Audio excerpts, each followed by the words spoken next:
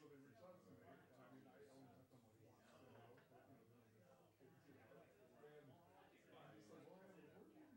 I go, what? I go, let me see what I can do. I said, let me see. So I mean, because that's a beautiful view. And I just feel like I'm going to see that, you know, it's nice, you know. So really great, because I'm really great.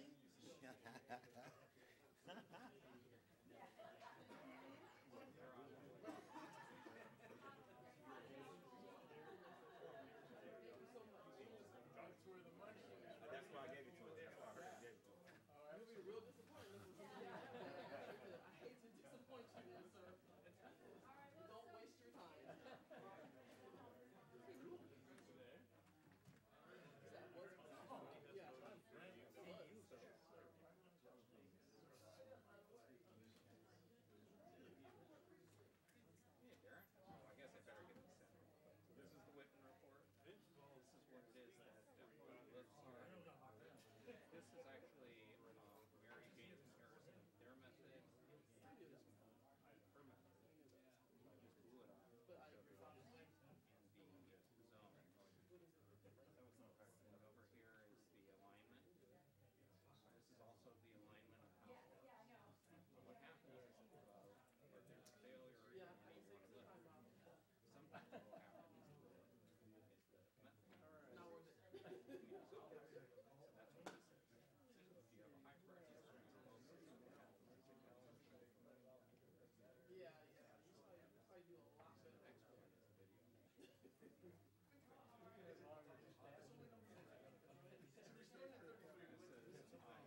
Well, 16 just occurred. It's happened so fairly good time. So what I did was had a breakdown per day. So it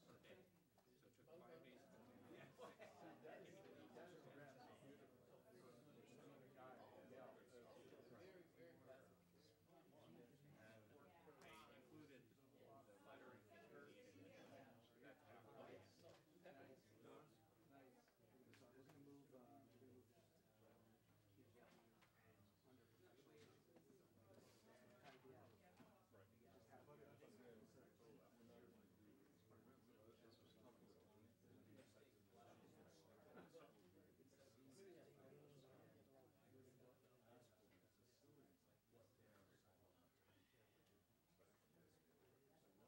lettering history in that halfway. Right, so the initial discussion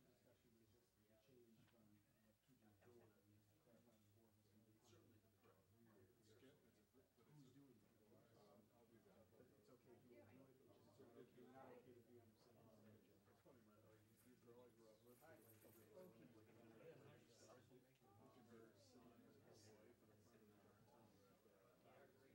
So right here, with the board discussion, keeping it as a response.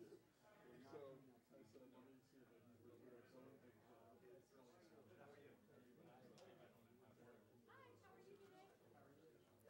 So I'm just wondering if maybe we can have Michael do it. So we can just,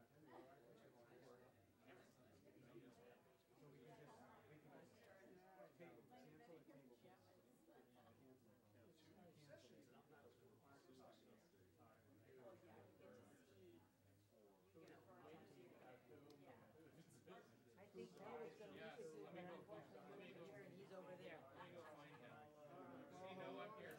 Hello, Luke. How are you? great, good to see you.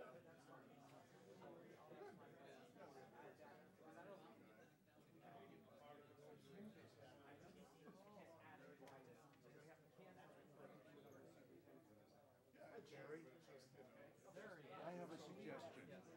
Rather I can than, meet you right after. we don't even have to. Let me tell you what I'll do. I'll draft something and send it to you. How about that? I'll draft my points and I'll send them to you. I apologize. I came here. Not a problem, but I think that's the way to work it. Okay? Okay, sounds good. I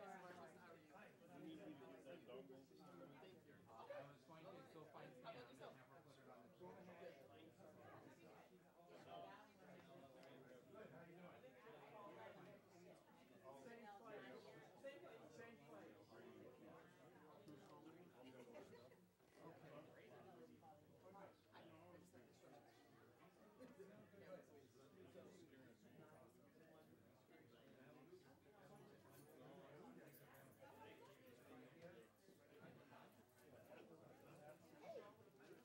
Hello. Are you Vincent? Long time no see.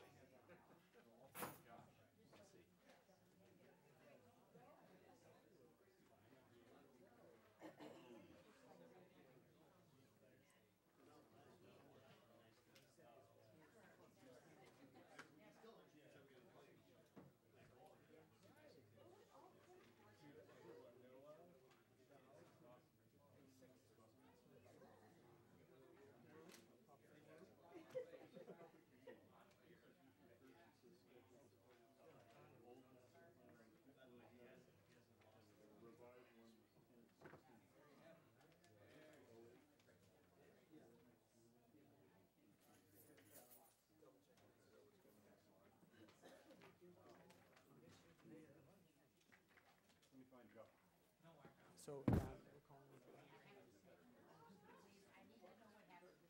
Jeff. As long as you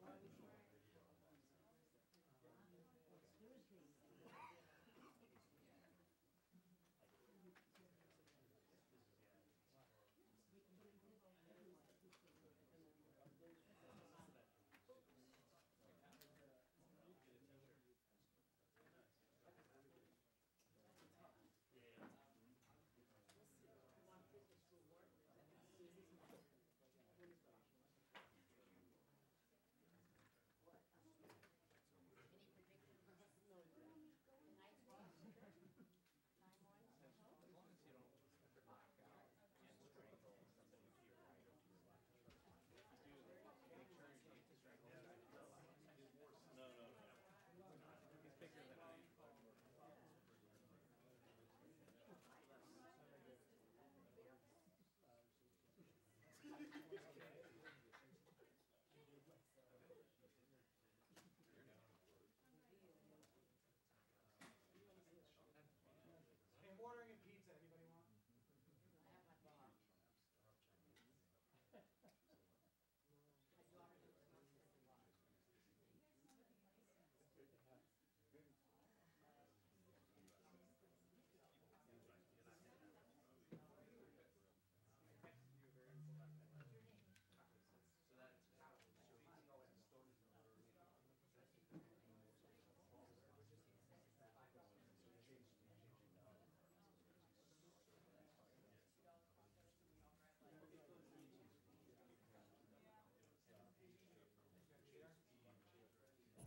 Can you hear me? Yes, we can.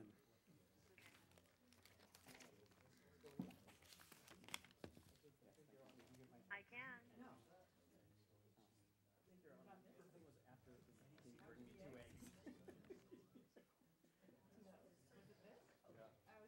Thank you. But I'm almost done. Did you say I'm all set or I'm upset? All set. Not upset yet. So we just.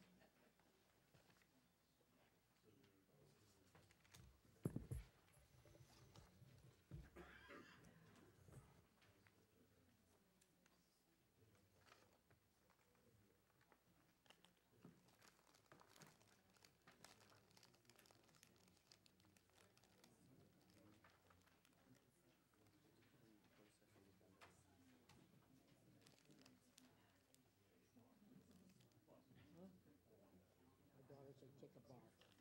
I always forget to do that. These are good. I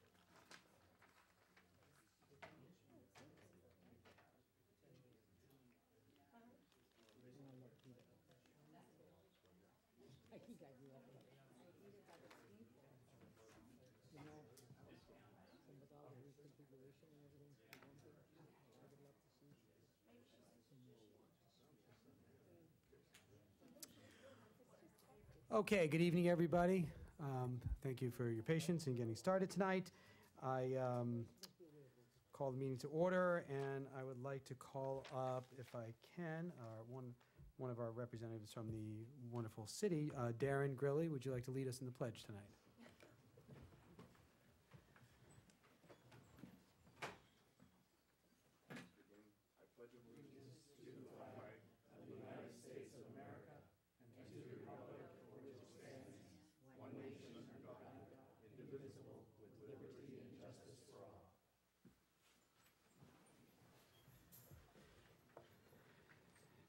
Thank you very much. Because we have a little bit of housekeeping on the agenda, I'm going to make a motion to approve the agenda and remove item 14A. I move the agenda. I second. Thank you very much with the removal of item 14A. All in favor? Aye. Opposed? Aye. Thank you. Motion carries 5-0. Dr. Breggy, report of closed session. There was no action in closed session this evening. Okay, thank you very much. And turn it back to you again for student spotlight. So we'd like to kick off this evening with some celebration for our students, and I would like to call up Mr. Tim Ellis, who is our District Athletic Director and also responsible for our JPA. All right, good evening all. It's an honor for me to present an award to a young lady and at Beverly Hills High School. Her name's Danny Elitzer. So you can come on up and we're gonna. It's always nice that we can do something positive and be able to honor our student athletes that do a wonderful job. Danny's been a 4-year soccer player at Beverly Hills High School. Danny had a tough go of it. Her mother passed away when she was 6 years of age. A former teacher was in the school district. Danny's overcome all kinds of obstacles in terms of having to deal with the loss of a mother at age 6. Some of her accomplishments for the year: she's been a 4.6 GPA student over 4 years. Okay. Along with that, she's been a 4-time All-Ocean League player in soccer, first team All-League for 4 straight years. This year, she was named to the first team All-CIF team. She was also the Ocean League Player of the Year this year in soccer. Led our team to the first league championship in 6 or 7 years. Led the team to the 3rd round of the CIF playoffs, which is a first in the school's history. And she was also selected as the winner of the Best Ever Senior Award. It was an award given. There was 2 awards given throughout all of Southern California CIF soccer. She was elected to one of those in terms of all the things she's done, both on the field, in the classroom, and in the community. And it's just an honor for all the great things that she's done. And that's Miss Danny Elitzer. Thank you very much.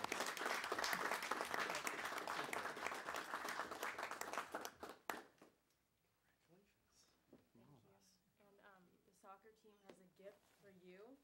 It's your very own jacket. Thank you very much, and I know where that comes from, so thank you. Yes, thank you.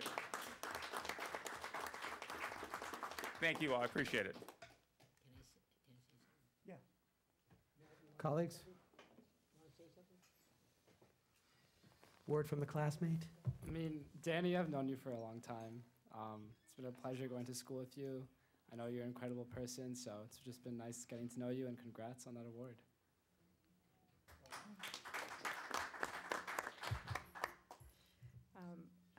I will say a few things. I don't know you, but I know your dad. He was actually the science teacher for my sister when she was a student at El Rodeo, and I am a former soccer player from Beverly, so I can totally understand how difficult it is to balance the academic and the sports. I just want to congratulate you on an excellent job. Really well done. We're very proud of you.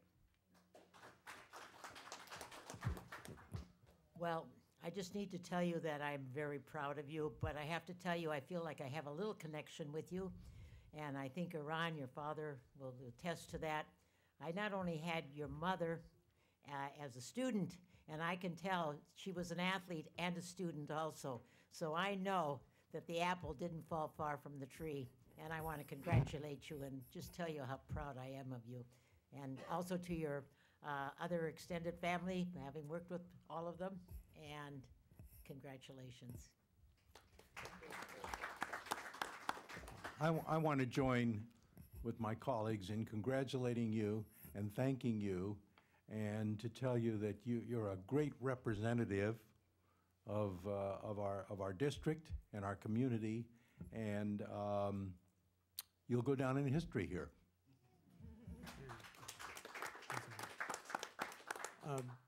Mrs. Hacker, do you have any comments? I'm not sure if you can hear me, but congratulations, and just want to ditto everything that was said or has been said so far. Thank you. Okay, thank you. I would just say what Mr. Spitz said, and it's like when students as yourself represent our district, it betters the product. It betters the whole that we are at Beverly Hills Unified. So for yourself and for the other students who excel and really shine as an example of what can be done in this district, I thank you for that. Dr. Breggy? So thank you for the gift. I've learned how to get some free spiritware. And when I came to your game, I was a high school principal for a long time at a school called Jacobs High School in the Chicago area. And so I went to your game, and I didn't have any spiritware as far as it relates to soccer. And so I had my Jacobs soccer jacket, and I received so many negative emails and that I couldn't believe it. People were very upset that I actually wore that jacket, so I can officially retire that jacket. So thank you for the gift. Okay, thank you. I will check one more time, Ms. Crosshauer. Any public comment cards? Okay. A date that should be recorded in history, so note that. Thank you for that. Professional and official business. Colleagues, we have some representatives from the city here regarding the amendment number 1 to the agreement with plugging and abandoning the oil wells. I would like this to be an opportunity. I think we can have a discussion prior to putting the item on the floor for a vote. So I would now invite my colleagues if they have questions for the city staff regarding this amendment. So, none? Kristen? Okay, go ahead. Thank you for coming. My question is,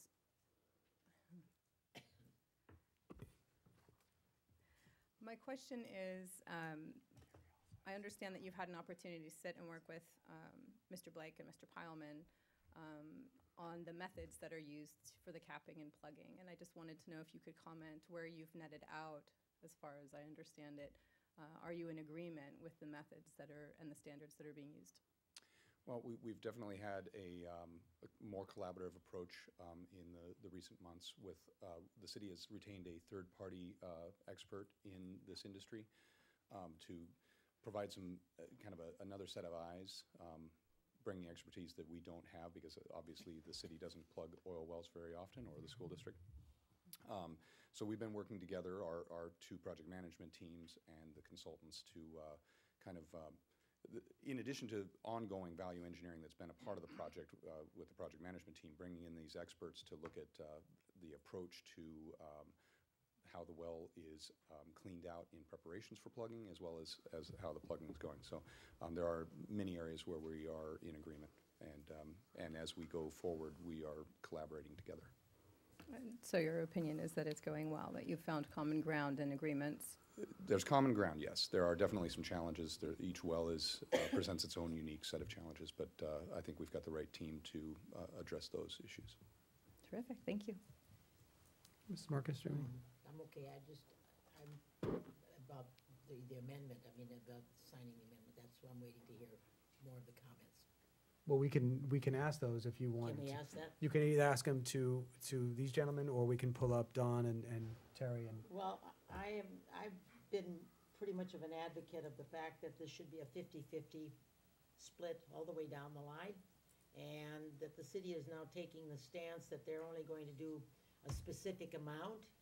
I'm not in favor of that. Both the city and the school district have benefited from that oil well all along. And originally, from the very beginning, if it ever came to this position, it was always under my understanding that this would have been a split down the middle. And I don't understand why that's not a split now, and that's my concern. I'm not in favor of the proposed amendment as it stands right now. Okay, thank you, Rochelle. Mrs. Hacker, do you have any questions or comments? I'm sorry, Mr. Margot, are we,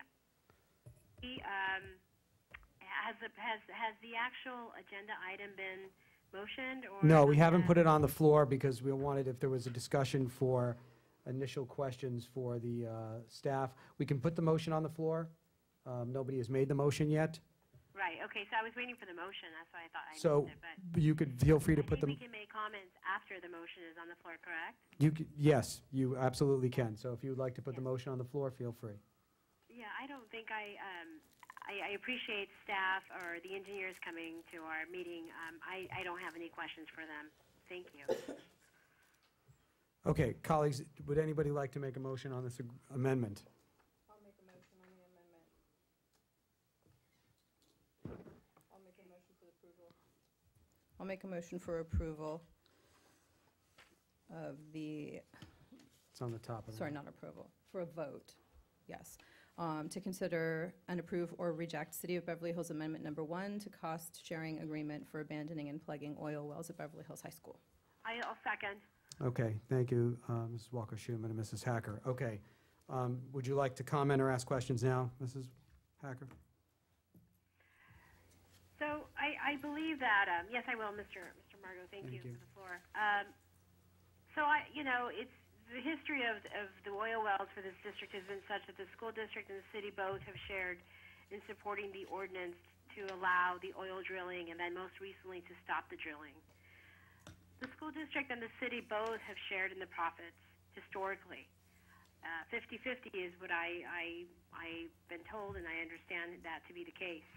And so righteously so, I've really been thinking about this issue, and I think it's also fair to share the cost of remediating and shutting down the oil wells the most safe and concise manner that there can be for this process. And so that's what I believe. I think it's the right thing to do for our community. It's not just a burden that the district should share by itself. I think it shouldn't be a burden. I think it's the right thing to do for both institutions, and it commands leadership and unification of both the city and the district to do this together. That's what in a perfect world, that's what I was hoping to see, and I'm still hopeful that is something that we can achieve.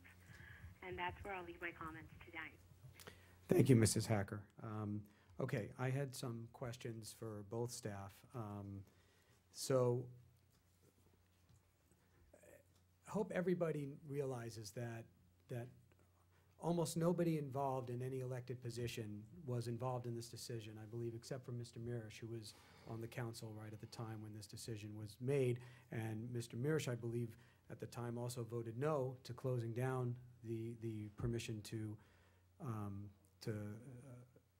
voted against it so that they can continue, because he found that there was not enough planning at the time to make the different entities whole, the school district, people who had rights, things like that. So to my understanding, I can be corrected if I need to be, but and now there's 9 of us are in these positions that we're in trying to take care of a problem that was dumped in our lap.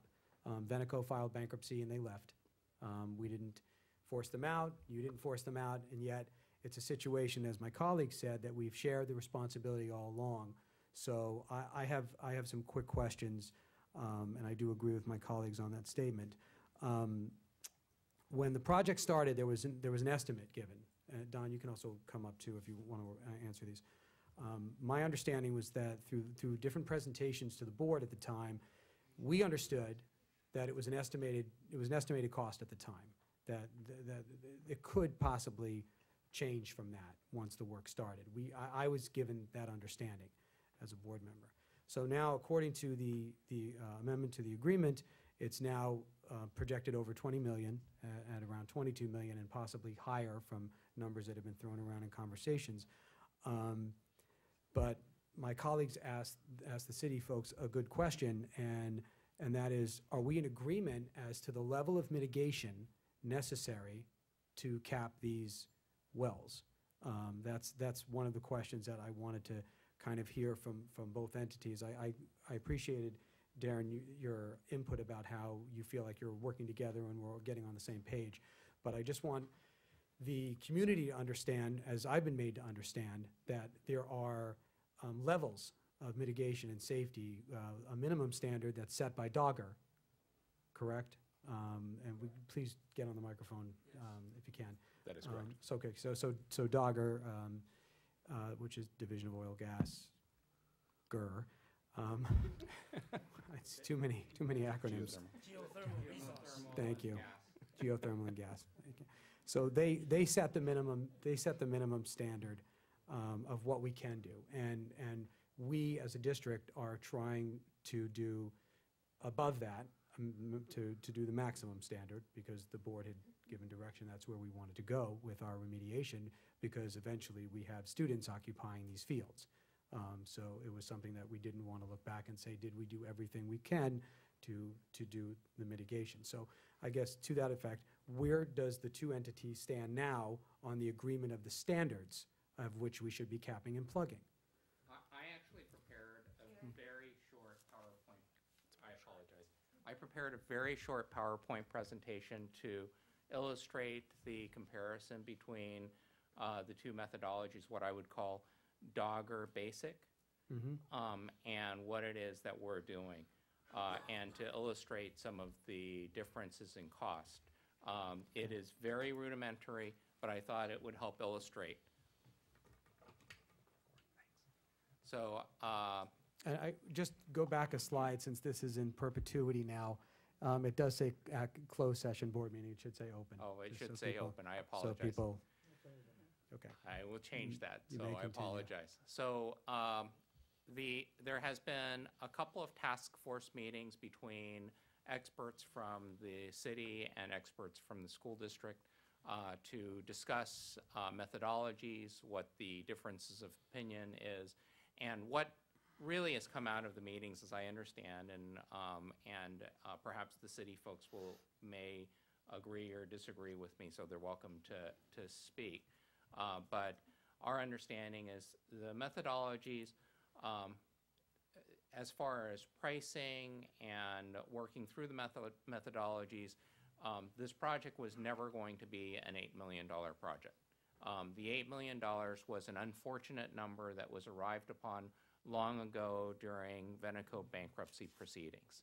And unfortunately, that was the number that was used for the original estimate. This has always been a minimum $20 million project, most likely about a $26 million project.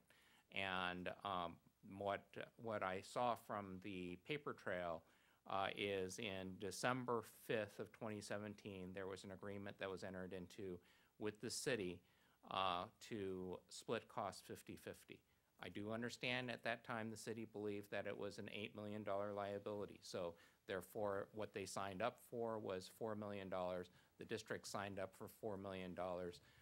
But the reality now that we've had a number of experts look at it and these task force meetings, you're looking at about a 26. And Terry, not just the meetings, Yes. we've actually capped and plugged wells. Yes. So I think that We're helped. going to kind go of through inform some the of that. decision. So we've had a number of meetings. We've capped and plugged a number of wells. The first couple of wells had a number of problems with what are called fish. That's the items that are down at the bottom of the wells that you essentially have to fish out.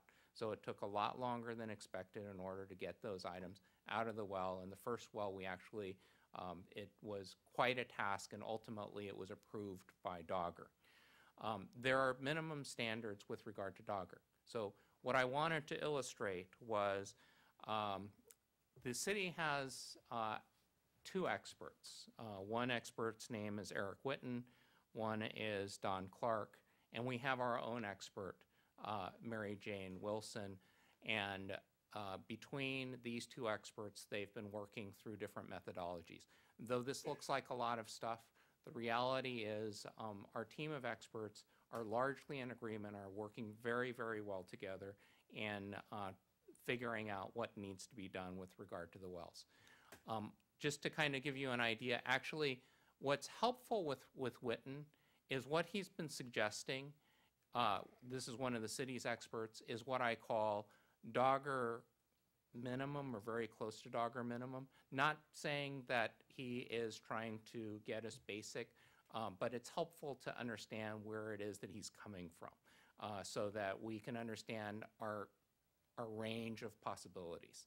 So I know that this drawing is very rudimentary. I have a slightly better drawing afterwards, but where you see the little indentations to the left, what that means is that's a location where there is a perforation of the well casing, which is the tube that goes down into the well. There's a perforation of the well casing, and concrete is pushed out into the soil that surrounds the well, the actual well itself.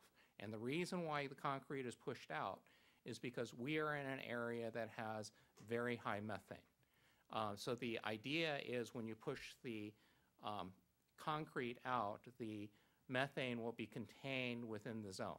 So each one of the zones where it's empty, where the concrete is not pushed out, is a known reserve or area of oil.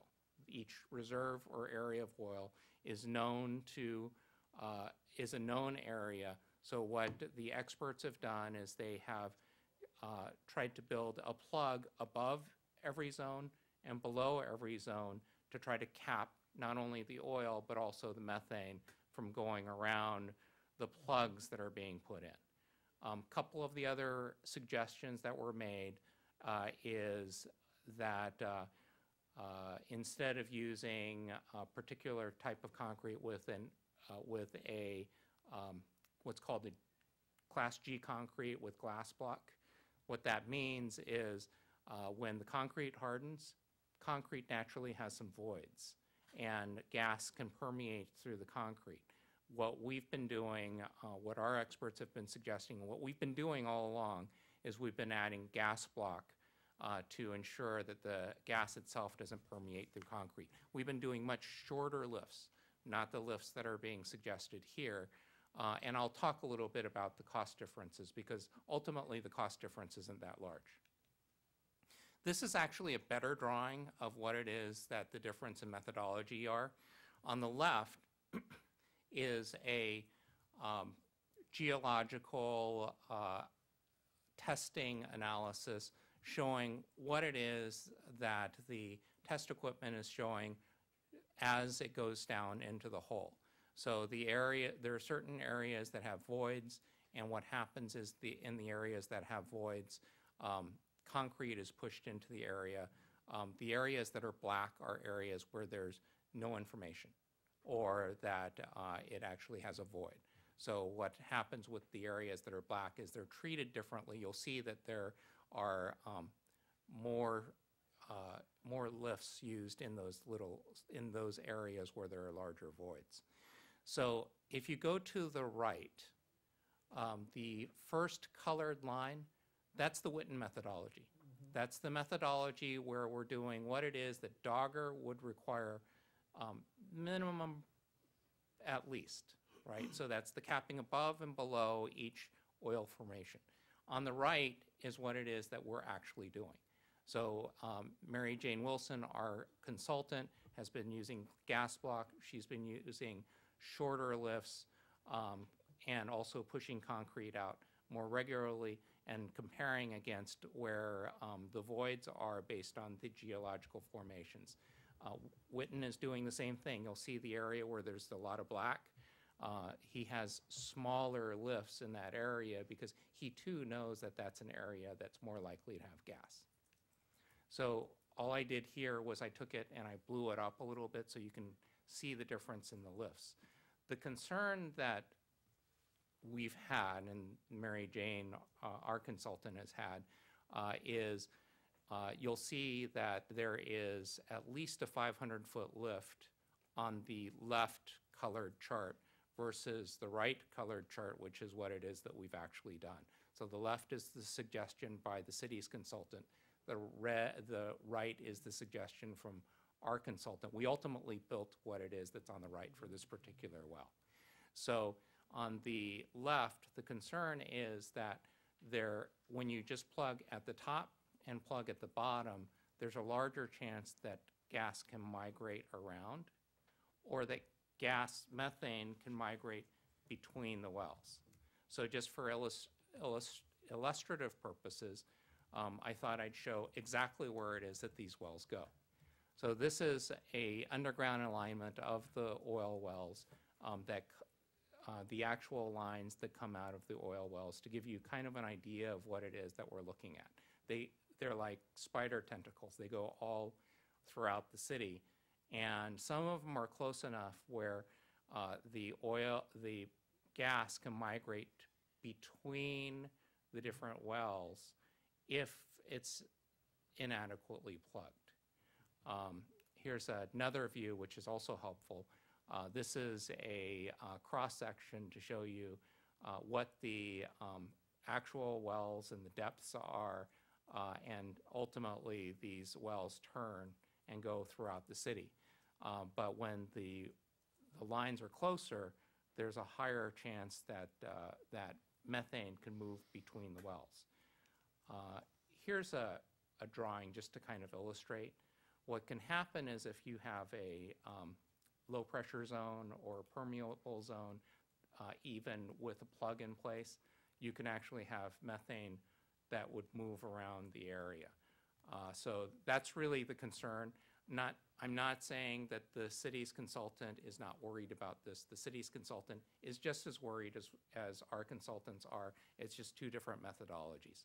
Just to kind of give you an idea of price. So there's been a great concern about why the price has gone from $8 million to $20 to $26 million. And the reality is this has always been a $20 million plus project. The $8 million number was probably not a right number.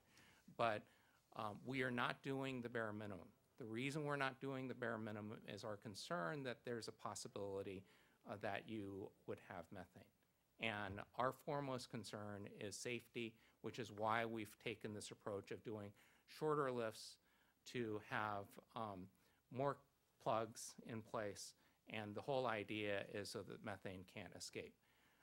Earlier this year, there was actually an incident that occurred nearby in the west side of LA. I'm going to show it to you so that you guys get a little bit, or the audience gets a little bit of an idea of what could happen if it's done wrong. I'm not going to say that this is our situation, but I just wanted to show you this because it's an illustration. This is actually a... Can we hit the lights so we can see this a little bit better, Terry? Oh. Josh? Just to kind of give you an idea, this is actually a methane leak on a well that was being capped.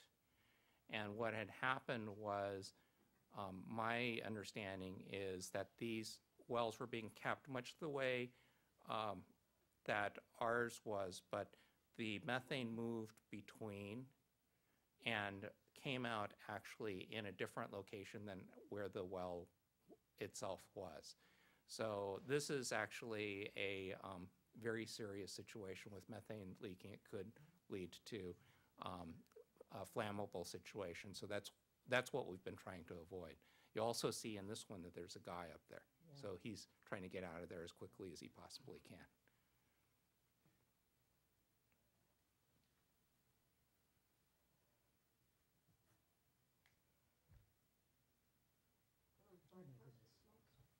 That's oil.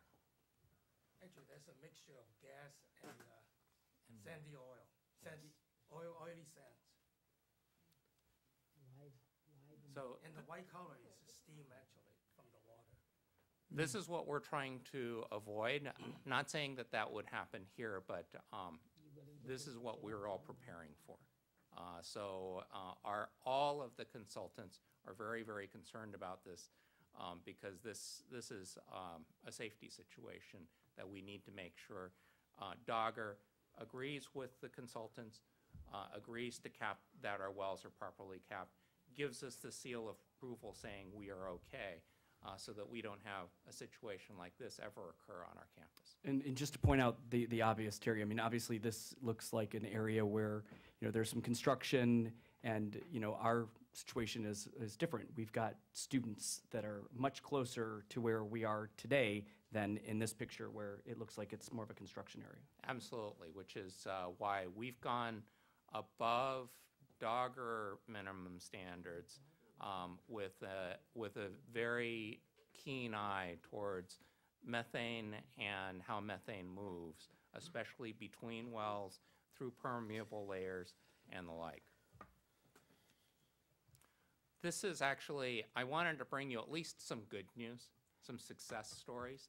This is BH number 16. This is the 8th well that the team has been working on.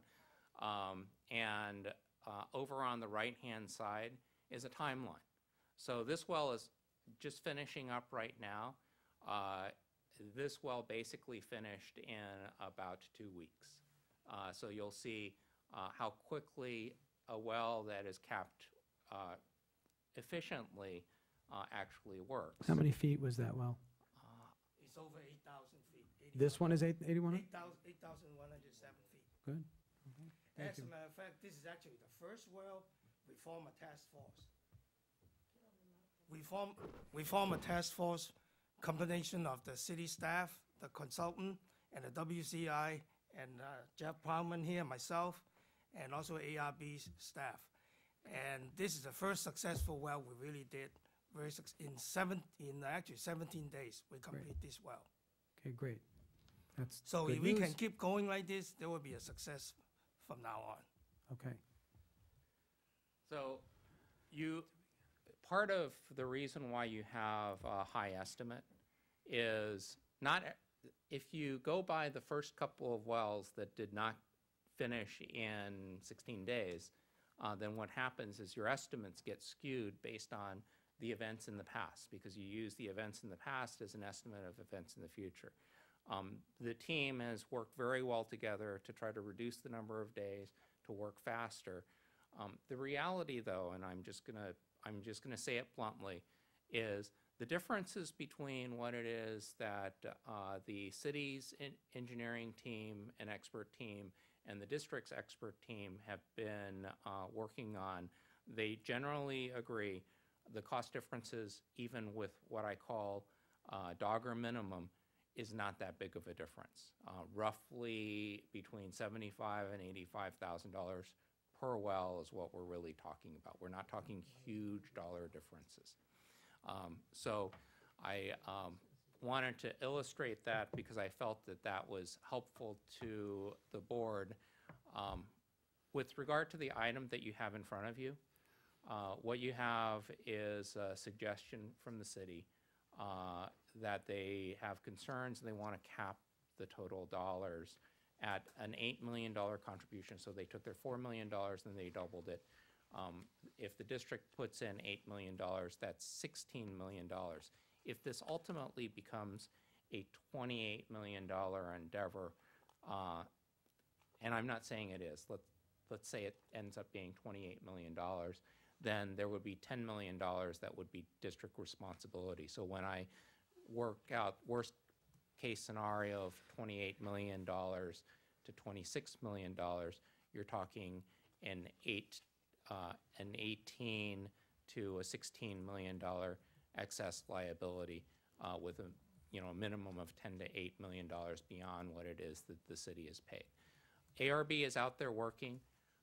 The reality is that at some point we've got to work out the terms associated with payment, because contractor is not going to continue to work if we have a disagreement.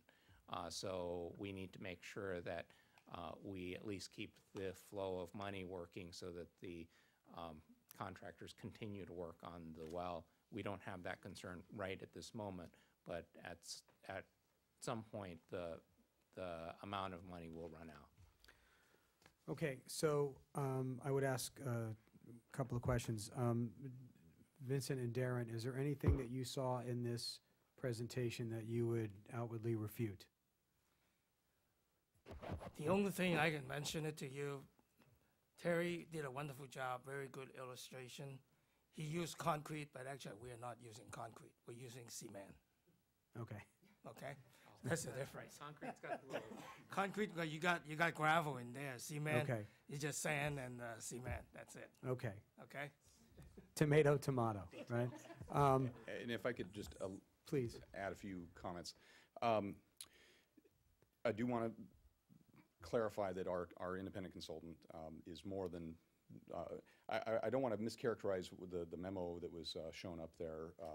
Mr. Tao, did a good job of providing the overview, but that's actually more of an internal working document with ideas for discussion. And so when we do brainstorming, sometimes there's ideas that are tossed out by the group because for various reasons. If there's something that doesn't provide value or it compromises the integrity or safety of the project, that's something that that wasn't a directive, that was something, these are items that we should talk about.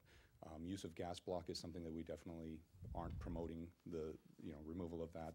We're not looking at cutting cost at all expense by all means. I mean, we agree with the district's approach to this, that this should be the highest standard of care. there's not a textbook definition of highest standard of care, and this is a unique project. It's not in a rural area. It's not even, like as in the video, which actually is also in a dense area. I also want to make sure that video isn't mischaracterized as being something that's at all likely to happen here, because we have a contractor and consultants and oversight of this project to make sure that that doesn't happen, and the contractor is very skilled and is aware of the risks and takes great precautions. Of course, there's still risks there, but my understanding is that Marina Del Rey was largely due to an operator error, and so that's something we're not cutting corners on that at all. In terms of the perforations, I think that's one of the areas where we've seen a lot of progress in terms of the WZI taking input and reducing those numbers of perforations to where the cement is squeezed into the unknown areas or the voids. Having that, we have a licensed geologist as a part of that expert team, and having that back and forth, that communication. And I really think that, and I can't speak for WZI, but I would think that Mary Jane, if she were here, she would acknowledge that there has been value in having people who have been in the oil well plugging business for many years providing suggestions on how to deal with challenges that come along. There are challenges with each well, and even the well that we're currently working on, we kind of hit a wall there, and WZI was, considering how to move forward, and Witten and his colleagues' input on that provided valuable direction. So we are working together on this, and it isn't an us versus them situation. I'd say, and I can't speak for the City Council, but I would say one of the things that concerns us, and I'm pretty sure it concerns the council, and it probably concerns you, is that the $8 million number, it appears many times in that 2017 agreement. It isn't really structured, from what I can see, as a 50-50 agreement. It is really talking about a cap of $8 million. And that was an estimate that was put out there. I don't know if the origins go back to the Veneco days, but it was a number that was talked about quite a bit in this agreement, and that is what the City Council pledged in taxpayer dollars for this project, or $4 million, and they've doubled that amount. And it's not something that they take lightly. We are continuing to do this project going forward, but it is disturbing to think that there was some idea that this was never an $8 million project and that it was always $20 million, and that wasn't communicated. And that's something that, going forward, I know that we will, as city staff, when we bring projects forward, we're going to be challenged. If we say we're going to do a water project for $10 million, we're going to be challenged. Do you really mean $10 million, or do you mean $20 million? So they're going to hold our feet to the fire. So. All right, Darren, thank you very much for that summation. I really appreciated that. So the issue doesn't seem to be how the two entities are working together right now. I think we've actually smoothed that out. It seems to be that the final issue is who's going to foot the bill for this. That's what it seems to be the last thing to be resolved, because from what I'm hearing from you gentlemen and how the success on the last well is that we kind of have a mojo going, and we know how we're going to try to tackle our problems and complete this project. Everybody seems to be in agreement, which is a great thing, because that addresses the safety concerns that we had, to make sure that we're not, nobody, and I appreciate everybody, not looking to cut corners on safety, whether it's a minimum or maximum. That's really important, that both entities are on the same page regarding that, and I really appreciate, Darren, you being here, and Vincent as well, to help us with that. So I guess the question now falls on us, colleagues, is how we want to address this, because I don't believe that there was any specific ne'er-do-well involved in the $8 million number and then the price getting inflated. I think it was an honest mistake, is what it seems to me, that there was that number floated very early on before anybody started doing the project, and then once they got into the wells, they figured out that that number was very unrealistic. If I'm saying anything that's not correctly capturing the moment, please correct me. So that brings us back to the discussion about the amendment, so I'll come back to see if my colleagues have any thoughts before we go to a vote. I do have a question, Mr. Margot. Oh, okay. Go ahead. It's a technical question. Just for, I'm very pleased also to hear that both our consultants, the district's consultants and the city both agree on the approach that has been used so far to plug these wells. To shed some progress on the project, I was just wondering, could they give us a progress report? And if I missed it, I'm sorry. The sound on my end is not very clear sometimes. How many more wells need to go? Like, how many more have not yet been touched? And where are we at with dollar amount for this project so far to date? Okay, I actually had the same exact questions written down here, so thank you for asking them. So we want to know how many wells have been completed, how many are left to go, and what the dollar amount so far is. We started on May 3rd, May 1st actually, last year, when ARB mobilized. So the first thing we did we completed 6 wells. As you're aware, this is the 8th well. So actually, we completed 6 wells that fully cemented all the way to the ground surface. And the other 2 wells, we stopped it at 1,500 feet below ground surface. And right now, as a matter of fact, we are talking to right now, I think this BH16 will be complete either by today or tomorrow morning. So by tomorrow, we should have 7 wells complete and 90% complete. Okay, so 7 wells complete. How many are left? And altogether, we have 19 wells. 19 wells. Now, actually, 16 of them are oil well, and 3 of them are injection wells. Okay. The difference between the oil well and the injection well is, injection well, you inject the water into the ground to dispose of the wastewater and the rainwater, because this is a zero discharge facility. Okay. So as far as the cost, as of last month, we were end of March. The end of March is coming right now. Will be about $10.4 to $10.5 million. Okay. Under the ARB's contract. Now that is the hard cost. That's for the contract.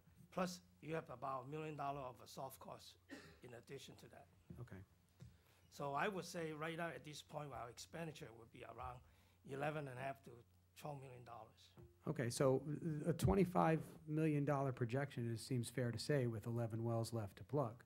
Unless you feel that those wells won't present the same challenges as the first 8. Well, there will be some challenge in there because there is about 6 or 7 wells that had fish in there. We have to clean it out and try to remove the abandoned equipment. Okay. And that is where the challenge is. Are they all as deep as the 8,000? Majority are about over 7,000 to 8,000 feet deep. Okay. See, because you saw the drawing that Mr. Tao showed on there, all the wells. It's just a whole bunch of spaghetti in there, because those are actually directional boring. The first 1,000 feet, they were vertical. Once after the 1,000 feet, they're meandering all over the place. Okay. So it's not vertical. So the reality is this will be a considerable more amount of time and money to complete this project. Yes. Okay, thank you. Mrs. Hacker, does that answer your question? Yes, it does. Thank you. Okay, thank you. Mr. Spitz, you had, or sorry, Mr. Tooby? I have a couple questions, actually. So what time of day and what days of the week does this plugging process occur? Currently, we are working 5 days a week, Monday through Friday, start at 7, and usually they have about half an hour of a safety meeting, and then we stop at 7:30 p.m. Okay. And also, just the concept of naming it an oil well sometimes could be a little bit confusing or diluting to anyone who hears about it. So just like for the public, like could you describe by an oil well, is it just oil sitting there, or is it oil in a casing? I just want you to actually describe what, because we always call it an oil well, like if you guys know what I mean. But we never actually think about, is oil just sitting there? Is oil in a case? Is it mixed within the soil on the ground? So I was wondering if any of you could describe what an oil actually means. Right. That's a good question. Because if you're looking at the cross-section of just like this one right here, on all the black area, that's where the oil-bearing sand on the horizontal layers. So you get about 50 to 100 feet thick of those oil-bearing sands, because oil actually is inside the sand. That's how you recover the oil. And usually the oil is also associated with gas, methane in there also. So it's more than just oil. We also have gas in there also. Okay. So when they drill an oil well, they drill a pilot hole, maybe a smaller hole, and then they do a run of what they call electronic, geophysical log to determine where the oil is located before they finish the production of the well. And when you actually do the plugging or capping process, what is it exactly that you are capping, if that makes sense? We're plugging every one. Okay, imagine you have you have layers of oil-bearing formation.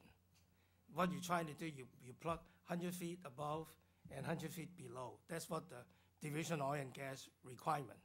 So that way you will completely isolate each formation from the well. So they don't have any vertical communication going up there. So in most of the Beverly Hills oil well, you have 3 different formations. You have the Wolf Scale, you have the Hauser, and you have one more, I forgot. I didn't have them with me, but all 3 of them are 3 different layers. Like some are 500 feet deep, some are a couple thousand feet deep, some are maybe 26 Dunsmuir. So you try to do is you kept 100 feet above of each formation and 100 feet below it. So that's why those red line that you see over there, that's what they call perforation. You shoot and squeeze cement outside the well to form a solid ring. So to prevent the oil and gas from the formation come in and the transmit going out of the well. So after we finish all these successfully, we'll fill up the well with cement 100% all the way to the top. Okay. So we do it about 500 feet interval. Got it. Thank you. Do I answer your question? Yeah, you did. Thank you. The issue that is here before us, and everybody needs to understand this, the issue is how much is the city going to pay and how much is the district going to pay to get this job done? That's the issue. There's not a safety issue.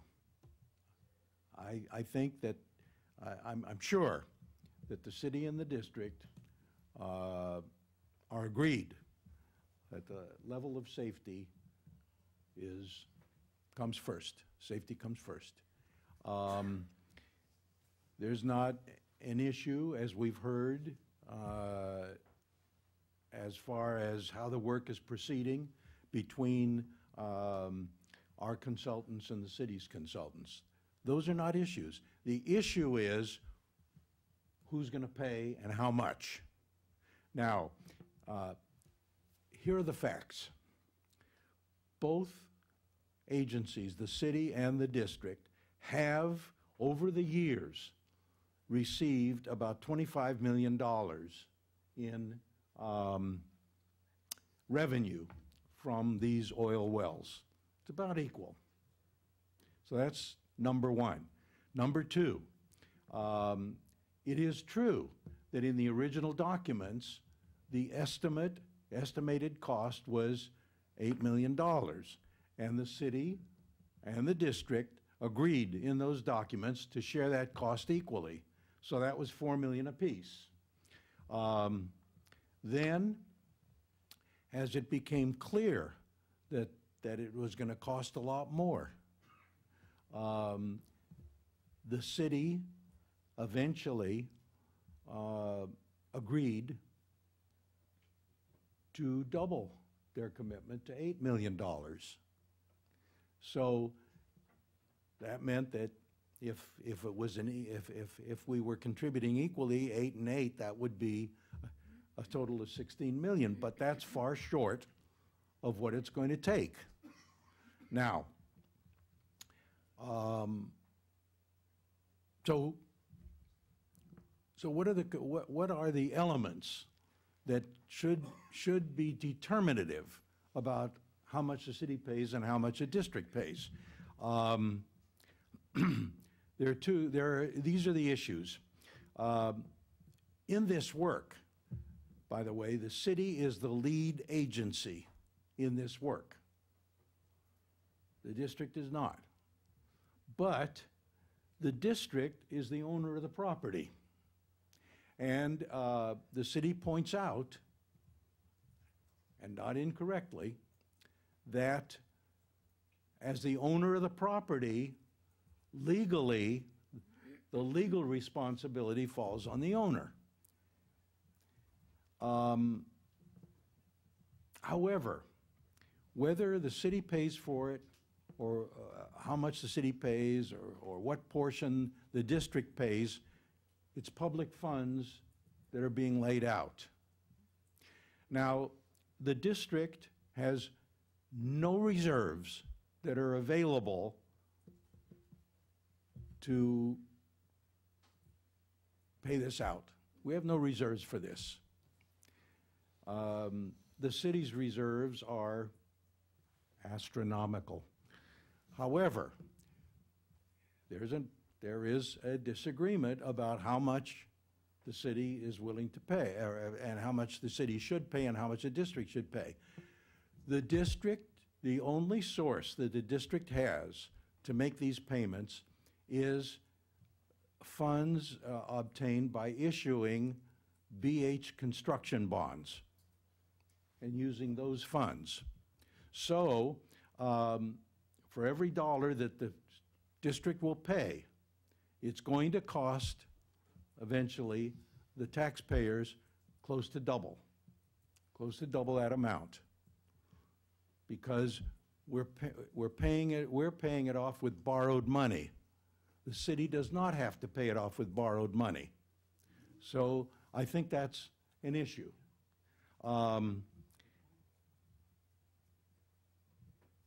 My position is I can't, in good faith, or I don't see the rationale for agreeing to cap the city's portion at less than half of what it's going to cost. So I'm not going to be willing to vote to sign the city's document. And I do believe that it's in the best interest of all concerned, and especially the taxpayers, that the city and the district each pay 50% of the ultimate cost. Thank you very much, Mr. Spitz. I am in agreement with Mr. Spitz. I would like to point out a couple things that I think is commonly understood knowledge about the city, but things that are very, very different for us. The city benefits from room occupancy tax. They have a tremendous amount of their resources that come from taxes that are derived from tourism. It's not just on the back of our residents. This bond measure is entirely on the back of our residents. So if we're talking about who should shoulder the cost of this, well, we can say school district property versus city funds. At the end of the day, the argument is it all on the back of our residents, or are we going to be able to repurpose some of the tourism dollars that the city is able to receive in order to offset this tremendous cost? There's no disputing that this is a much bigger project, more complicated than it was originally thought to be. That happens. It was an estimate. What we know now is much more vetted, thorough information, and unfortunately it's quite a lot more than the expense was at first estimated to be. But because the revenue that was derived from the oil well was shared for 4 decades, equally split between the district and the city, it stands to reason that the city would stand by us now as we're trying to plug and cap these oil wells. I want to make sure, just a couple of things I want to circle back to. I think the question you were asking, Mr. Tooby, was what does it actually look like, so people can conceptualize what it is that is. It's basically, if I'm not mistaken, please let me know if I am, it's a straw. It's a straw that goes down for vertical feet and then on an angle. And that's the part that needs to be filled. So when you're asking, like, for a visual, what does that look like? What is the actual work? It is going down the length of this straw, trying to pull out all of the materials that may have fallen down there over the last several decades before they can even start filling. I'm thrilled to hear that our experts and our contractors are working so well with the city and the city contractors. There is nothing that makes me happier than hearing that we have a successful partnership in that way. But the biggest issue that we have now to get over, the biggest hurdle we have now is the dollars. When I co-chaired the bond measure over the summer, one of the biggest concerns that we heard from the community was they did not want bond funds to be used for projects that were not listed in our materials. This was not listed in our materials. It is really important for the community to understand that plugging and capping is a different process from the remediation of the oil well to make it ready to be an athletic field. This is a very common misconception. They are entirely different procedures. They are entirely different from a cost standpoint. The remediation was included in the bond measure.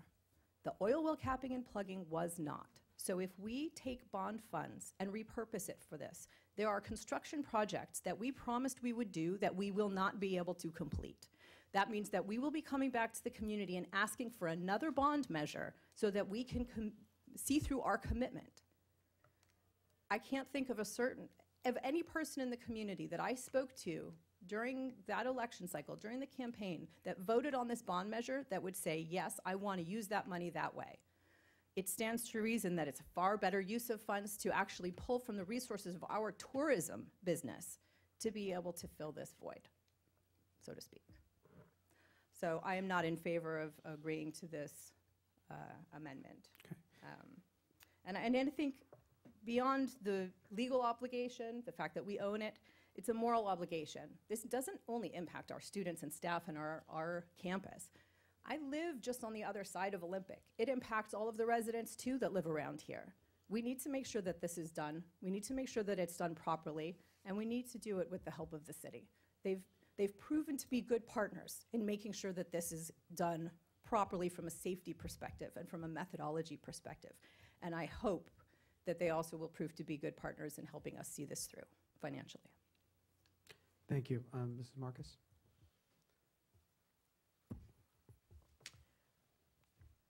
When the subject of the oil wells originally came out, and a long time ago with oil wells, no one ever foresaw that this would ever happen, that there would be Veneco filing bankruptcy, there would never be an issue about the oil wells. We were going to continue, both the city and the school district, to benefit from the oil wells. Nobody saw that coming.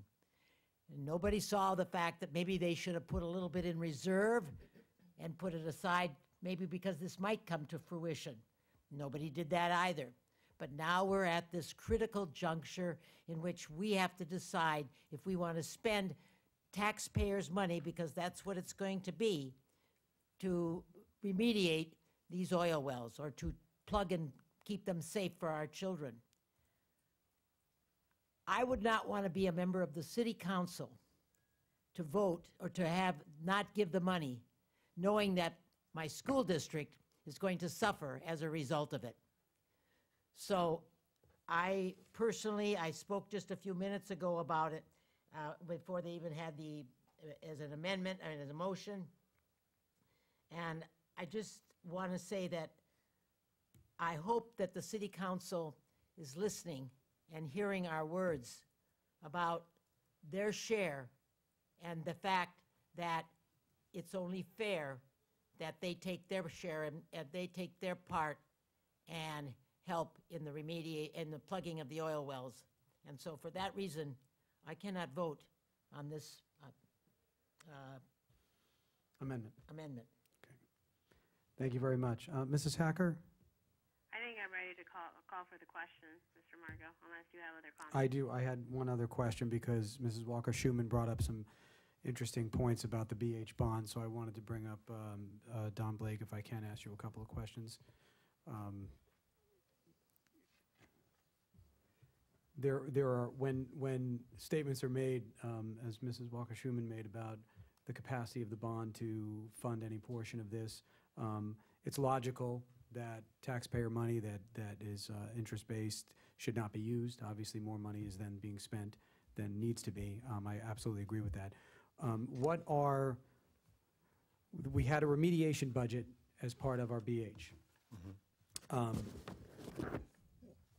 In that budget, as we often do, we build in for escalation, we build in for the possibility contingencies. What does that budget look like? And what could we actually, if the project goes to 26 million to cap and plug this, can we afford the 50-50 split? Yes. Okay. So that part is sustainable without risking other projects? Yes. Okay. So I just wanted you to have that nugget in your head so we are all clear and on the same page. Then I would say that if we can't come to an agreement with the city on the 50-50 split and we wind up shouldering more of the responsibility, does that have an effect on our projects? Yes, it depends on what the actual end cost or burden would be. If we're within, say, 23, 24 million, then the shared cost at 50-50, there's enough there allocated for that cost. If we stop at 8 or we stop at 12, whatever that is, cap, then the rest of that cost is not budgeted in the bond. Okay, thank you for that. And I guess a final question is, if we were, if we couldn't complete all the wells, right? If that should actually happen, what are the ramifications of not? Because my understanding is, if we don't cap and plug, we have to monitor. So we have to stay staffed, and everybody's in agreement on that. So there's money being put into that on an annual basis. If we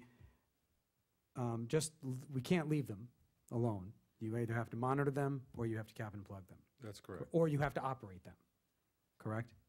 Which is not allowed anymore under the city rule, but that's the other possibility. So I just wanted to spell it out of what the possibilities are, you know, to look at everything when we make a decision here. So I just wanted that information. Okay, I thank you, Mr. Blake. I will, if anybody else doesn't have anything, I guess we can go to question. Ms. Krausauer, can you take a roll call? So the motion on the floor is to approve the amendment to the agreement from the original contract from the city. I abstain. No. Mrs. Walker-Schuman? No. Mrs. Marcus? No. Mrs. Hacker? No. Mr. Margot? No. Okay. Thank you. The amendment has been rejected. Darren and Vincent, thank you very much for being here tonight. It was very helpful and informative. We really appreciate your time. Unless you want to see the other exciting stuff we do at a board meeting, you can stick around. I can promise you there are no cookies and milk afterwards. There's nothing, just some water fountains if those are working. So, okay. Colleagues, Dr. Bregger, we have a staff presentation? We've been talking a lot about some of the excitement with our reconfiguration, and we've been able to share much of the academic and instructional side of reconfiguration. And tonight we're going to take a little bit different of an approach. And so Mr. Brattle and Mr. Ellis are here to walk us through some collaboration that they've done with the athletic program at the middle school level.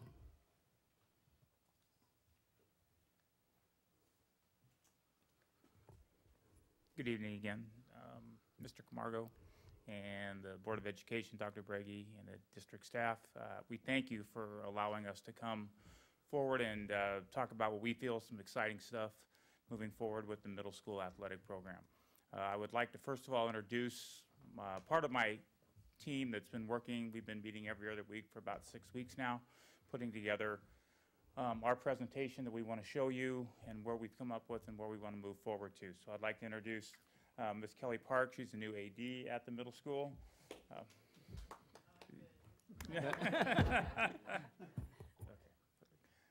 Mr. John Brattle, he's one of the ADs at the high school.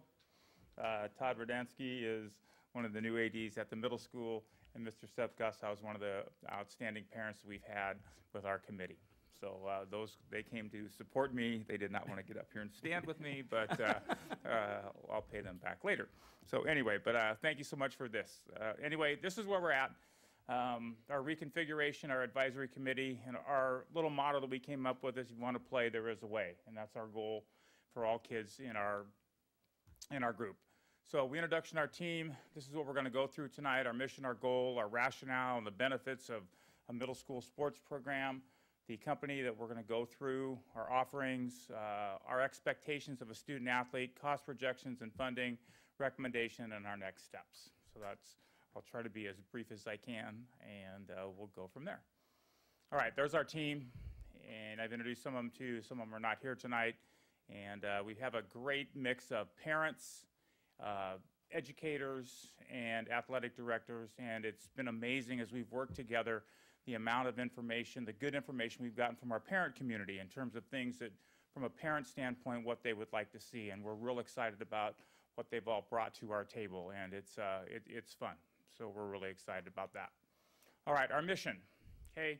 I believe that to offer all middle school students the opportunity to participate in a variety of competitive sports, which will provide an avenue to develop lifelong traits of teamwork, persistence, self-sacrifice, self-discipline, all of which will help shape our students to become contributing members in the 21st century. And I firmly believe, and I've been an educator for over 30 years now, and I've been a classroom teacher. I have a degree in math. I've taught pre-calculus, all that kind of stuff. But there are traits and things you learn on an athletic field that you never learn in a classroom.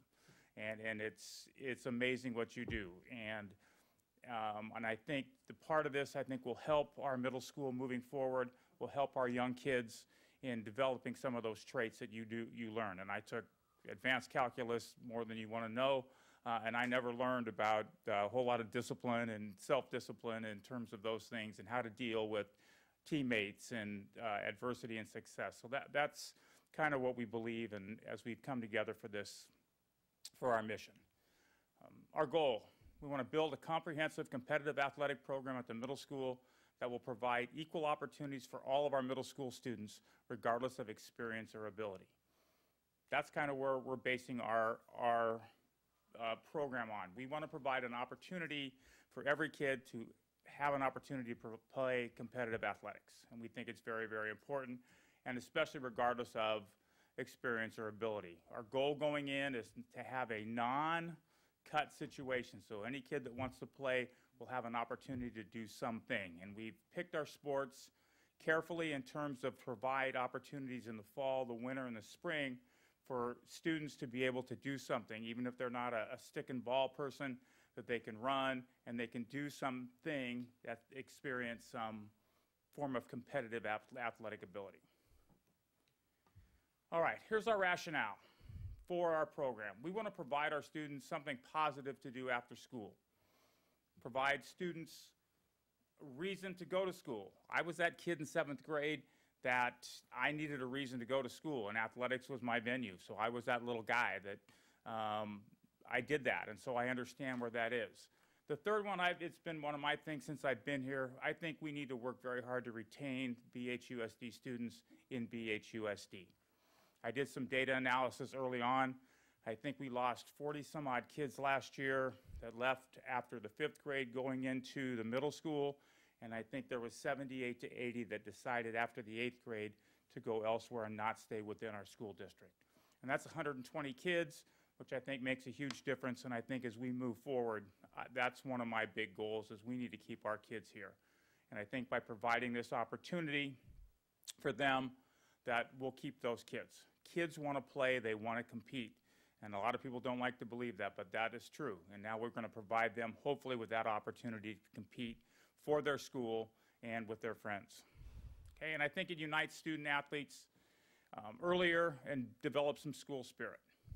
Okay? Earlier connection with the high school. Now they can start, making that connection with that high school coach that maybe sometime when it gets down the road, Mom, Dad, I don't want to go to a private school. I want to play for Coach Jones at the high school. He's made that connection with that young lady or that young man early on, and now now we keep our kids and our students. And then our high level of interest. I sent out a survey. We had 358 people respond to our interest survey, which was amazing. And here's some of the dates for our fall sports offerings. Now, we went through and decided we wanted to have equal boys and girls sports in each of our venues and try to something that we could do and make it easy to get our foot on the ground. Not all sports we have. We're going to add cheerleading in. We decided to do that as a later time The problem with cheerleading was we didn't know where to put it. Is it competitive cheer? Is it sideline cheer? Is it going to go all year round? So trying to get this established early, this is what we came up with. And of those numbers, there's 286 kids responded to the fall sports offerings. Of that, 43%, we had 132 that were football players, and the girls' volleyball was right around 80, and track and field was right in the 75 range. So that's a lot of kids, just that showed interest. In the winter, we just offered 2, boys basketball, girls basketball. We had 269 respond to that. There was 102 girls basketball players and about 178 boys basketball players. In the spring, we had 296 responses. We had 115 boys soccer players, about 80 girls soccer players. The track and field was right in the 80 range also, and boys volleyball, which didn't get a number on my little pie chart there, but it's running 25 or 26. So those are our viable offerings. All right, the academic benefits. I did a lot of research, and I started looking around as the benefits of middle school sports program. Multiple studies and research over the past few decades have shown the average GPA for students who participate in athletics is raised by more than 1 grade point as opposed to those who didn't participate. And this crossed all socioeconomic status, gender, age, family compositions were all taken into consideration. So there is a definite advantage for the kid that does play the athletics, participates in terms of their academic endeavor. And again, it goes back to the traits, time management, having to keep the grades. I was that kid that, hey, if I didn't have the grades, I couldn't play. So now there was that opportunity. So those are the academic benefits. The social and emotional benefits, I think, is very, very important to take into consideration. And these are things that I found looking at different researches, different studies on what they have done. Hey, reduced use of tobacco, drugs, and alcohol. Kids now, their after-school time is taken up with something positive. They're in a team sport. There's less idle time for them to do other things. Better awareness of overall health and eating habits. Just the fact that you are now in a competitive situation where you need to put your body in a position to be able to compete, so you're going to hopefully take care of your body. Okay? And I think the third one is really important there, and I truly believe this. I think it enhances the school connectedness, and I think that's what we want in our society today, is a place for our young people to be connected to their school. And I think that's very important. Improve student responsibility, commitment levels, and time management. I think those are all things that young kids need a lot of, and I think it's very important, and this will help with that. There's a definite relationship between physical activity and improved mental well-being. You read ugly things in the paper these days about young kids taking their lives without things to do and nothing to connect to. Kids want to be part of something, and I think we will provide that opportunity for kids to be part of something and give them that relationship. So they're doing something and they're part of something. And I think it improves the parental relationships. You go home at night, hey, Susie, how did practice go? What went on at the game today? Very, very important. And then at the end of it there, decreased anxiety, depression, anger, and stress. So it gives those kids a benefit, an avenue to release and to do something positive. All right, this is the organization that I have found that we're going to use. It's Federation of Interscholastic Youth Sports. The beauty of the outfit is they deal with middle school sports. They provide scheduling. They will provide officials. We can use facilities, and we don't have to use ours if we don't want to or can't do them within the JPA. Multiple level system of competition, that is huge. Let's say you have a girls volleyball team this year and they're not very good. They don't have to play at the highest level. There's an intermediate level of ability-wise. And they have mandatory playing time, so we're not going to put kids in a situation where they're going to be sitting on the bench. We don't want them to learn that. They are going to play, and I think that's very important. And they have a playoff system, and I believe in playing. You play the game to win. I think winning is an important part of life.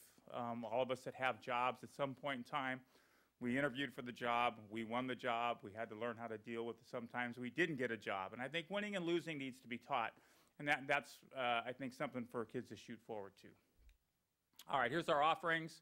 In the fall, flag football, we kind of went over those, volleyball, boys and girls cross country, cheerleading, and all those. We've already kind of gone through those. All right, here's our expectations. We decided what we want to do for our athletes and what they're going to do. Be a good student first. Student comes before athlete in the term student athlete. And I think that's ultimately important. Bless you. We go to school, and this comes second, but I think it's an important part. Our kids are going to maintain a 2.0 GPA every grading period. We will follow high school and CIF guidelines for eligibility. So if a kid drops below a 2.0, he will become ineligible. So there's that carrot that we need for them to make sure important with the academic part of it. No using citizenship. We want our kids to be good citizens. So if they have using citizenship, they're going to sit. And they have to be passing all classes, no Fs. I don't think we don't want to reward students if they're not getting what is done in the classroom first. Okay?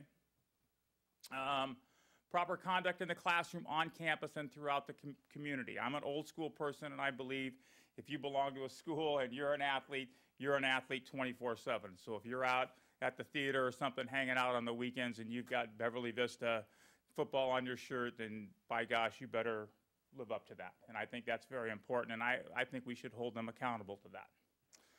And then be present for a minimum of 4 classes on any game day, and then exercise good sportsmanship on the field at all times.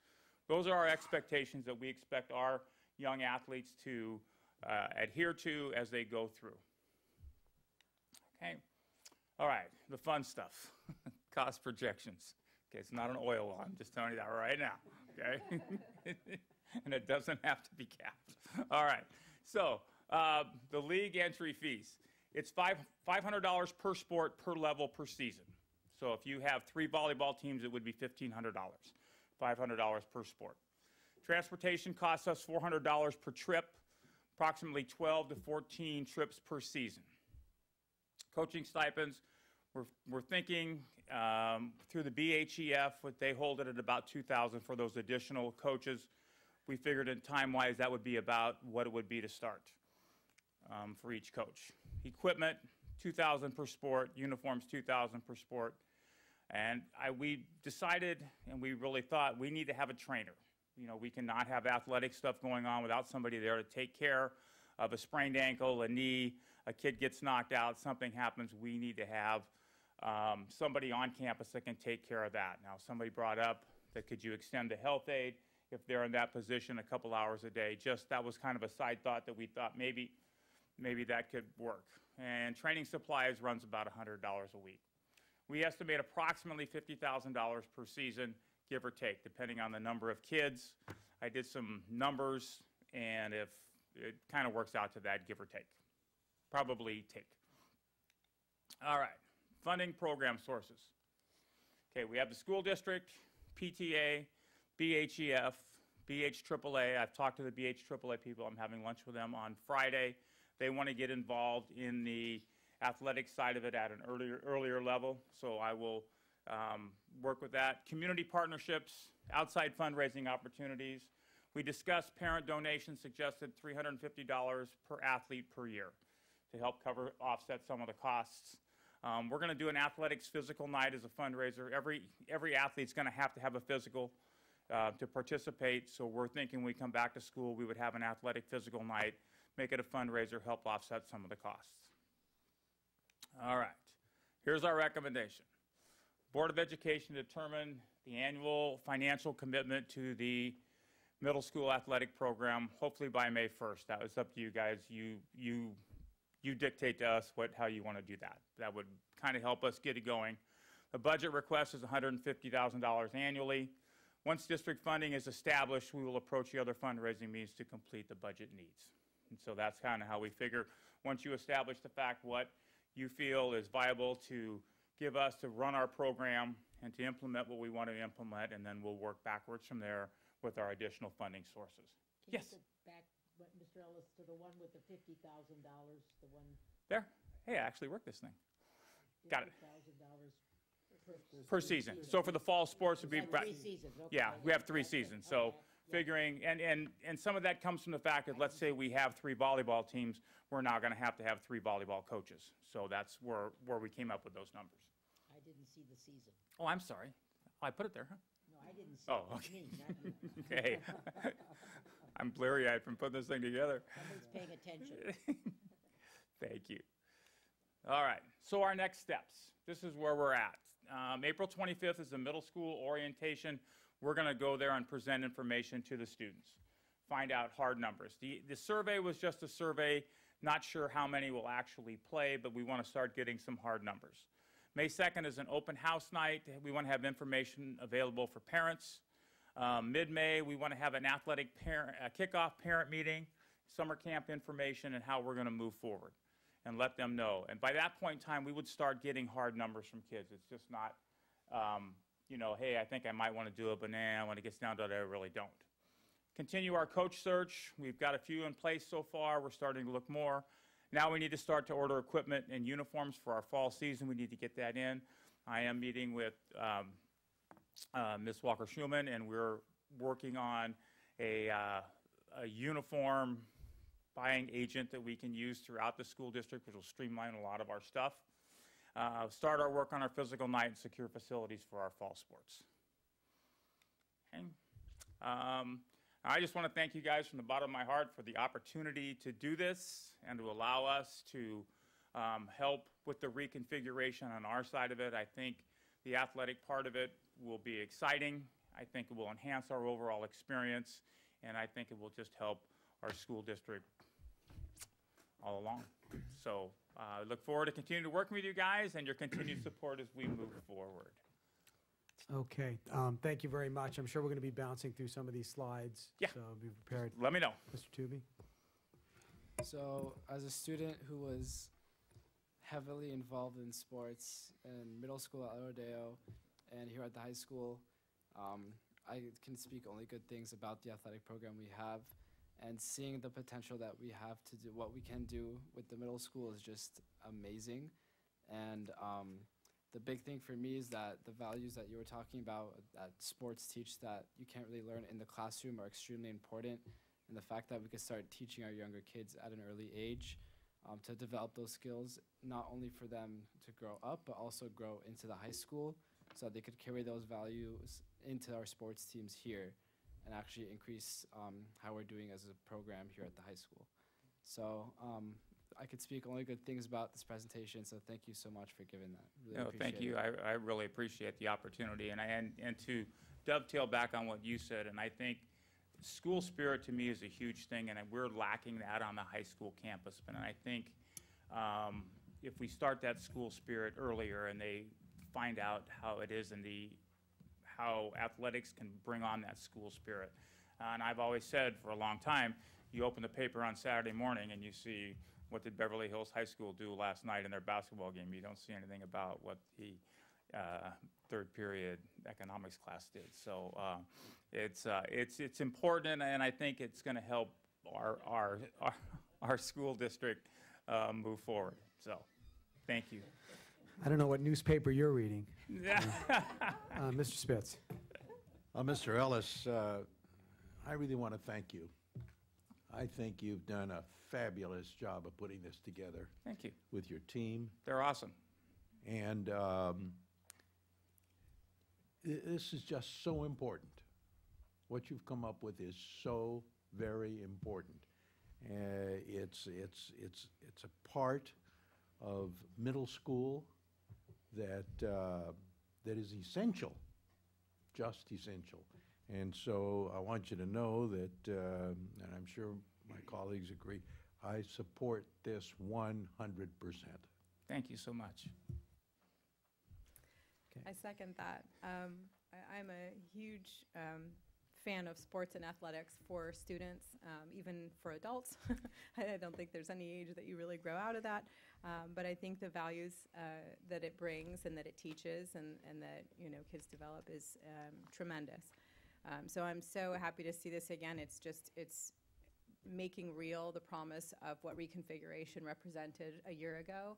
I'm thrilled to see the progress. I think you've done a tremendous job. This is a great presentation, and you have clearly a very capable and strong team that you're working with. So I'm very excited for our students, and thank you all for participating so robustly. Thank you, guys. Marcus. Well, I want to thank you for that very enthusiastic and great presentation. It was really complete. And you need to know you're talking to a PE teacher. Nice.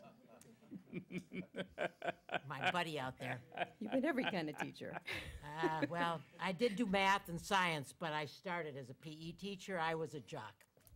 And I remember as a girl, I couldn't play with the boys baseball because they didn't let girls play. So this program for girls at the junior level, at 6th through 8th grade, I think is fantastic.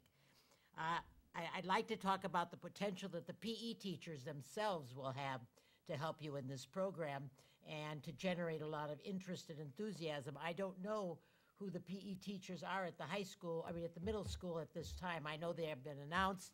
I don't. Two of them right back there.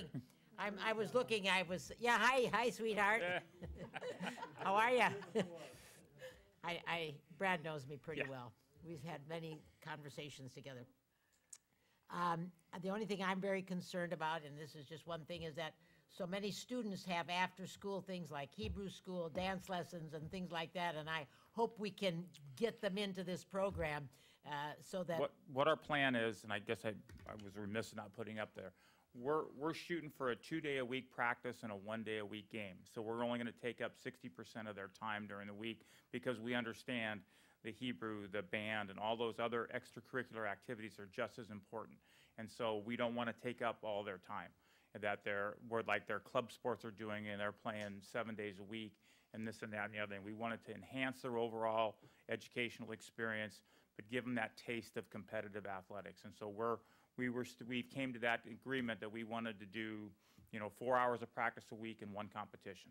And the league that we're dealing with will help us with that in terms of the competition. And you can't emphasize enough the importance of the scholarship because Brad's very own niece was tonight the recipient of that unbelievable award. And I just want to congratulate him. I thought it was super, Brad. I was so thrilled for you. And bless you. Of course, I had him as a student, too. I just want to say one thing.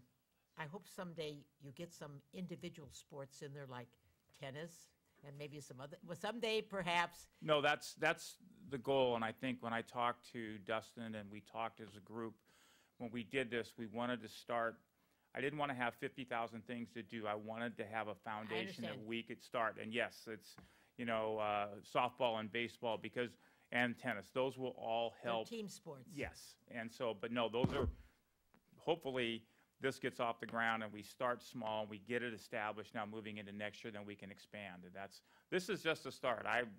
You're stuck with me for a while, hopefully, and we're moving this forward. So that's. I'm thrilled with this. I can't be happier about it. And you'll see me at many games. Nice.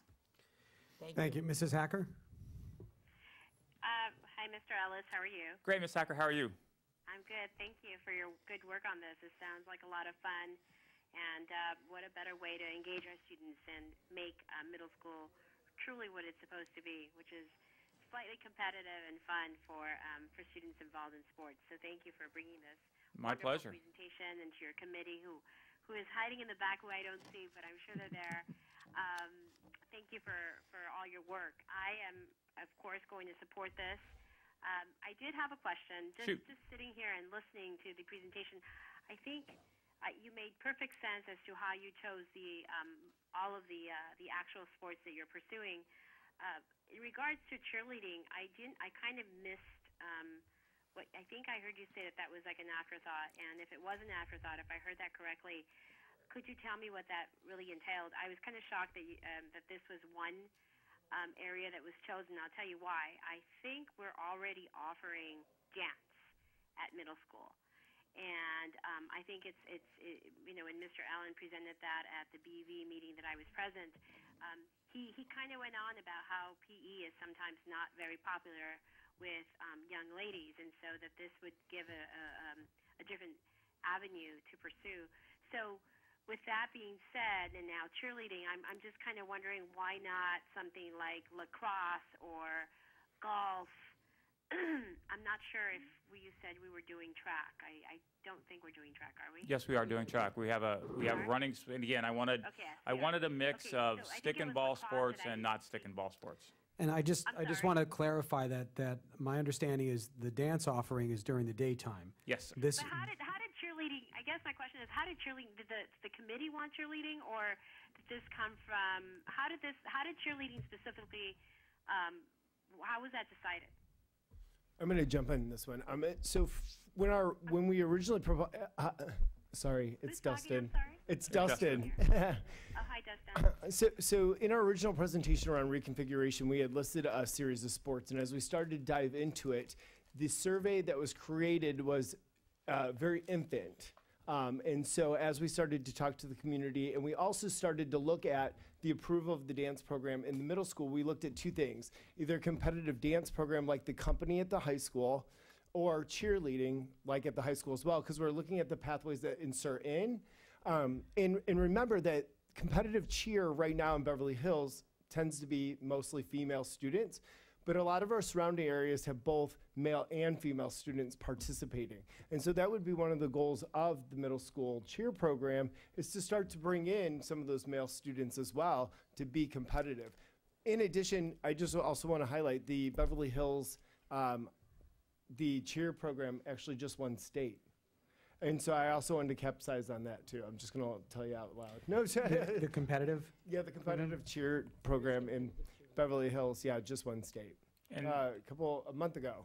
And then in terms of sports we chose and sports we didn't choose, you know, softball and baseball were ones that were brought to my attention, and myself being an old baseball guy, we have facility issues right now with those two sports. So we had to take into consideration the facility that we could use as opposed to the not use. And so we wanted something in the sports. Let me just say why I'm full disclosure, I don't have anybody going into the middle school next year, so I don't have any child who would benefit from either track. So I'm completely as unbiased as it comes for middle school and just saying what I'm going to say. When you look at the high school, you look at sports like lacrosse, which doesn't take a lot of field space. All of our golfing, which I do have a son in golfing, you know, my understanding from the coaches is that, you know, all of the training takes place at Rancho Park. And when I go there and I see my son practicing or dropping off or whatever, I see the multitude of middle schools who come in buses and they're dropped off. And so we're losing our team. Our team is not doing as well. And the coaches will tell you it's because these kids have 3 years of training prior to arriving at the high school. So if we're going to continue these types of sports and really be truly competitive, I think at some point it makes sense to go down to the middle school and start, you know, having some of those students start being part of those tracks that would lead them eventually into the high school. And I will tell you that just from visiting a ton of colleges, I know that these sports are you know, people are actually actively recruiting from other schools, and we're not being looked at to the level that our neighboring schools are, because we don't start at middle school. So it's just, I know you're starting. I think it's a great starting point. I love everything. I was just hoping that instead of cheerleading, we would have, you know, started lacrosse for girls or golf for girls. I would love to see a female golf team at the high school, which I don't think we have right now. Well, we don't have, didn't mean to interrupt you there, but the numbers for females golf haven't dictated us. I would kill to have a female, you know, a women's golf team in the fall. We have 2 kids on campus that expressed interest. Even with our boys golf team, which you are very well aware of, we have 6 kids. And so that is something that as we expand the program, we can start to offer more avenues for which kids can participate. And that's this is our starting point, and that we're hopefully, you know, a year from now we can expand into those areas, kind of to dovetail on what Rochelle said in terms of having tennis and some individual type of sports. So that's what we are hoping for. And in your last comment, and I didn't quite understand. So something about to the effect of what did you say? I kind of missed it in regards to the uniforms. That is Oh no, I have a connection. There's a gentleman with BSN Sports who's a very big outfit, and I've dealt with him for the past 10, 12 years, who we are now kind of moving forward to at the school district. He's doing, at the high school, he's doing different work for us, and he gives us a fair price.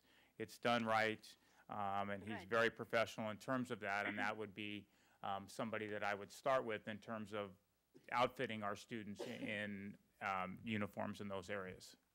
That's wonderful. That's great. And maybe our students can be partake in the process of designing. You know, they're so creative, and what a better way to get them engaged and excited about the possibility of designing team wear for sports in the junior high or the middle school, and then the next year. I think that would be a nice way of engaging our students. But I leave it to the committee and to you. Thank you again for bringing this, and I of course will be supporting this. My pleasure. Thank you. Colleagues who are very vocal about supporting it, remember the $150,000 price tag. Shh, come on, I put that at the end for a reason. I understand that. I'm just playing so with you. A couple of questions. The practices, if you're talking about a 3-hour practice after school, 2-hour practice. 3 to 5. Are you? I'm concerned about the daylight savings and lights on the field. So, because BV does not have them, Horace Mann does. So I just wanted to make sure that came into the conversation. Yes, it has, and that's so we're talking about how we can do that. And there's been talk. We don't know if we could possibly do this, but there are portable light standards, and I don't know how the city and the people in the city that we could put up for those couple 3 weeks when we go out of daylight saving time as that season ends in the fall. Okay. For that, and that would be something that we are investigating. We've talked about, and I talked with Mr. Brattle yesterday about having the flag football games on the high school campus on Thursday nights because practice is done early. And that night, now we could open that up, and now we can get those kids on the high school campus with the stadium lights on, and we would like to do that. And so that would be kind of a nice deal. And Thursday night fits really well into the fall for us. Okay. And then some of the sports you listed, I guess, are seasonally in sync with the league that you're looking at. How does cheerleading fit into that? Because that's from competitive cheer that I understand, because I have a girl. It's year round. It's almost all the time. There's competition. So yeah, and that's what we've worked on, and I dealt with Dustin, and we've been talking about. And that was kind of one of the reasons when we originally left the cheer out. We didn't know where it would actually fit. Was it going to be competitive cheer? Was it going to be sideline cheer or supportive cheer, as I like to call it? And that was a whole big issue, but we figured we could figure that out in terms of, and I think it probably would be competitive cheer, but competitive cheer does have a season, don't they, in terms of how that works, and so we would do that way, hire a coach, and then run through that season. Okay. It's a long season, though. Is it? From my understanding, if it's... It starts in August. I'm sorry. Yeah, it starts in... My family is in competitive cheer. Right. It starts in August, and it normally ends right around Martin Luther King weekend. Okay. At Orleans. Okay. And the other jams. The other thing we talked about when we were dealing with that and trying to keep to the 2-day-a-week, 2-hour model with one competition. I know those cheerleaders go tons of hours, and we didn't know if they say, okay, now some of the basketball coach says, well, wait a minute, the cheerleaders are practicing 6 hours, 10 hours a week.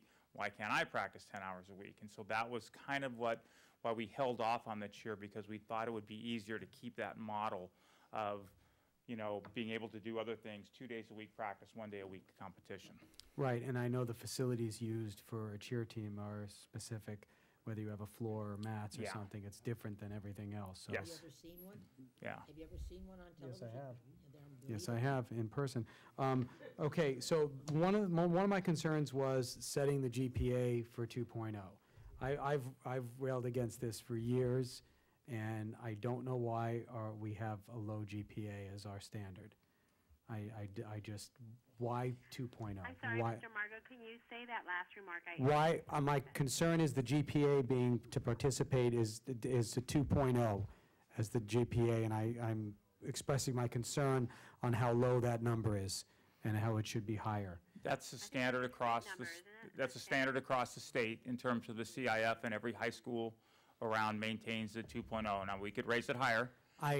Once again, just because it's the standard, it doesn't mean we can't, we should be above the standard. If we're going for a district of excellence, anything that's the standard, we should, well, that's not us, because we're not standard, we're Beverly Hills Unified. So everything we approach should be at a non-standard way. And I don't know if I would find that if what you say is true and the statistics about people who are active in sports and athletics tend to have higher GPAs because they're more disciplined and they care more about a lot more things. They care about their bodies. They tend to shy away from drug and alcohol use because they have to be in shape to perform. And a lot of people who take it seriously really do take it seriously. So if that's really the statistic, that there's an increase in academic performance, then why isn't the GPA higher? We just used the standard, that's why I said, that's what when we decided on. I mean, right. if you want us to raise it, I have no problem. I can't give you that direction. I'm just expressing my concern Okay. for it. Okay, that's not my direction to give. And I think well, you talked about financing, and I was wondering if in approaching the community, we can look at the Little League, or the old Little League approach, where we would get businesses involved in sponsoring teams. So, and maybe integrate that. Yeah, that was part of the community Okay. partnership. And so what we decided, what we wanted to know is, what was the school district's commitment first? What will you guys commit to the middle school athletic program on an ongoing basis? And then we go out to so then we have an idea of what our baseline would be and where we have to work above. So are you looking at total all in, you need 150 to run the year? That would be probably a little high, I would think, because we're not sure. And when I was working on numbers, I took 40%. I said, okay, if 40% of the kids that answered our survey participated, it came out to about 190. And then I also took the money that we were going to ask each parent to give or to donate for the year at $350 per student for the year. And I took that at a 40% ratio, talking to some PTA people who say they're asking for $500 a kid. They're operating at about 35 to 40%. So I took that 40%, I talk with my hands. Okay. I took that number and then worked backwards from there in terms of and added all those together. And then I thought, well, we're going to need. So, Dr. Breggy, we're going to have to bring this back as an item for discussion. Oh, sure. And vote. That was, it wasn't so we can discuss an action item. And when are you having your combines for flag football? Let's see, that'll be the third week of May. So, yeah, you better get snapping on that. So that's right. Get those kids training. I was really amazed at there was 132 kids that showed interest in flag football, and the couple days that I've been over to Beverly Vista, and I'm there at lunchtime, and those kids flock out of those buildings, and they're on the football field throwing balls and playing games and doing that kind of stuff. So it was very exciting for me. I was going to ask one more thing. I'm sorry, Mrs. Hack, I'll get one more second. I'm sorry. What schools are involved in the league? What kind of schools are we playing? A lot of public? Culver City middle schools in. There's another public school farther down south in the El Segundo area, and the rest of them are private schools. Okay. Most of them are private schools that run that. And so, and again, I kind of think we fight fire with fire. We get our kids involved in that. And maybe some of those kids now that are Beverly Hills kids that we're playing against, all of a sudden they say, hey, wait a minute, I like what's going on there. I can save $50,000 a year, and I'm going to come back and be part of this school district where I belong and where my roots are. Or the opposite happens, and they poach our good players. I've been in both situations. I was at St. John Bosco High School for 15 years, and then I've been in the public sector for the past 25. And it works both ways. And I look at it as, and when we had to deal with this, I call it the Big John. You find the kid in that class that everybody's buddies with, and you get that kid to come to your school, and the rest of them will follow. Okay. And that's. Mrs. Hacker, go ahead. Yeah, I was just simply going to ask. I kind of missed something there, but was going to ask Mr. Is he looking for direction from the board, and then he's going to come back with more specifics? No, not tonight. Not tonight. This was discussion only, and it'll come back to discuss the budget issues involved. Well, he's asking for $150,000, right? That's basically very clear. That's the initial ask, but this has to come back under a board discussion and approval. No, And I'd be course. more than happy to come if you want me to just address the board, and we'll put numbers on the board and play around with that. I'd be more than happy to address you guys with that as well. Okay. Anything else on this, colleagues? No. Yeah, I still wanted, I don't think I really got the answer to the cheerleading question. I want to know how many, you talked about how many students wanted football and how many students wanted cheerleading. I'm just kind of curious.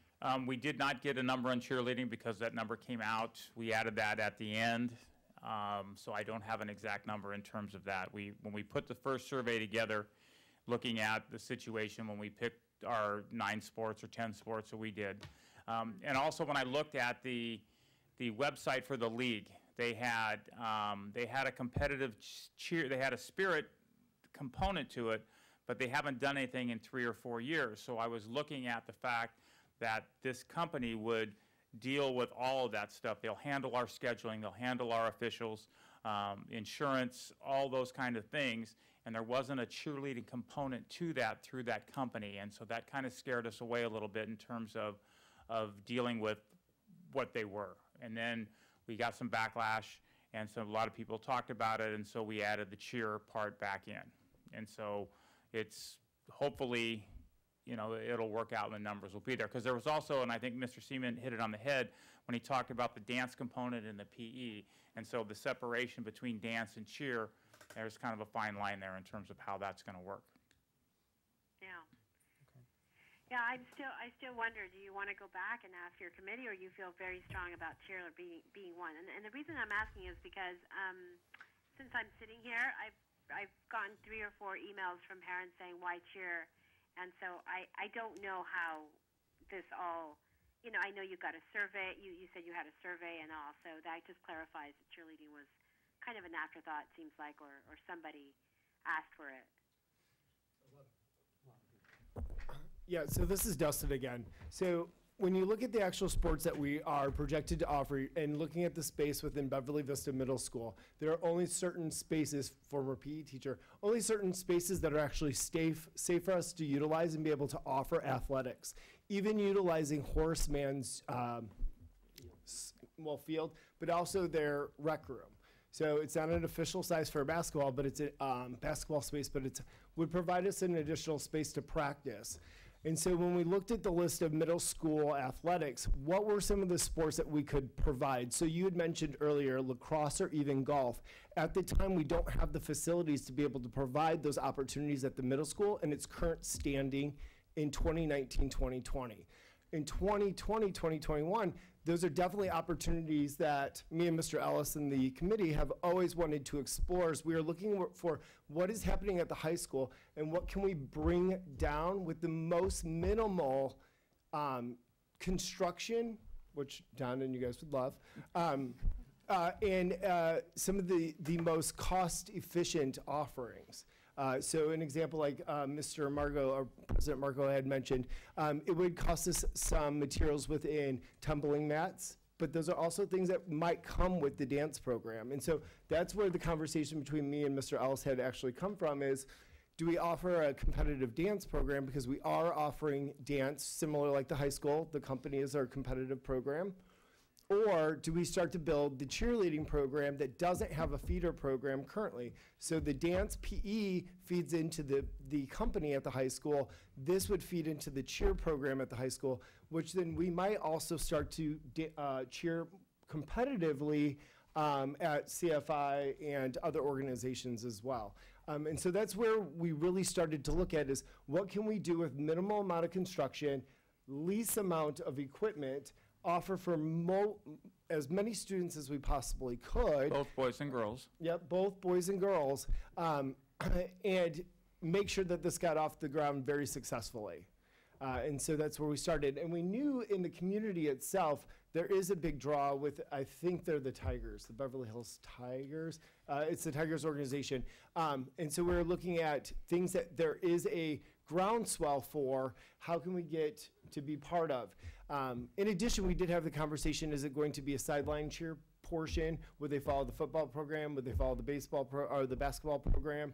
And that's when we kind of went to the competitiveness of that kind of winning at the end, right? So that season might straddle maybe the fall fall-winter season. So maybe that coaching stipend might look slightly different. But what we wanted to do today was just bring to you guys kind of the idea and the bare bones, and really the projection of what it might cost for us to be able to even get these things off the ground. Because if we get approval, they still have a lot of work to do to get it done.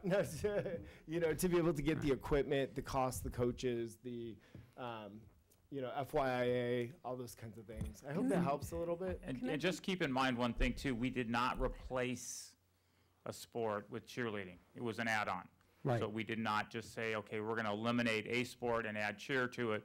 We just added cheer on, so there was nothing that was eliminated. We were trying to keep the balance between male and female sports, so there was opportunities for all of our kids to do a multitude of things, some of them with balls and sticks, some of them with not.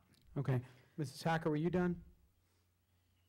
Yes, I am. Okay, thank you. I had a quick question.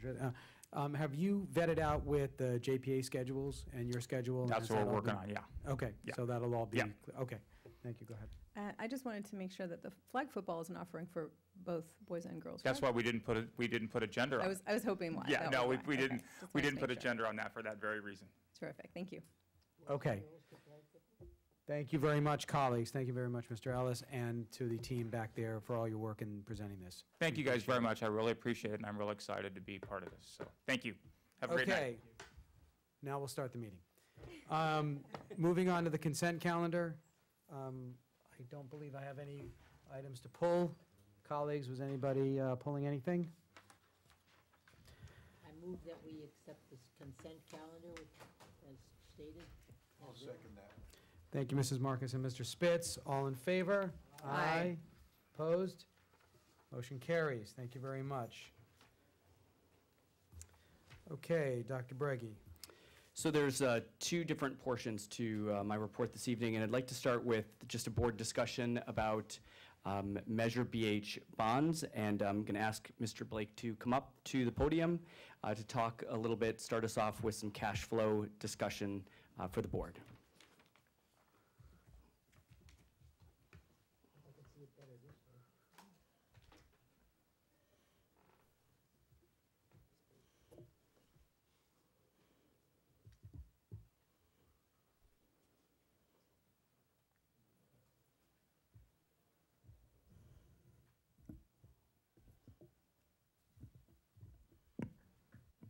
There we go.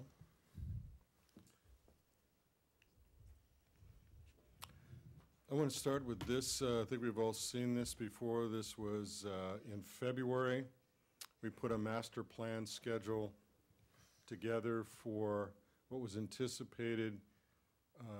The blue is the Measure E, scopes of work, and the green would be proposed BH, source of funds. And so I'll probably flip back. And this is February of last year. just February of in last case year. People can't see it. And so what's important to see in this, or to what is this, we tried to make it simple, but what does this mean? The blue for B1, B2 is, that will be absorbed or paid for by Measure E. The green is the rest of the school campus that would be part of the Measure BH. So we kind of get a visual of this.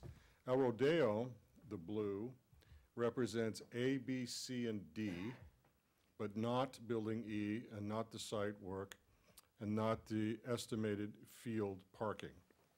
And you see down, as we go down further here at Horseman, there's a Building A and some site work.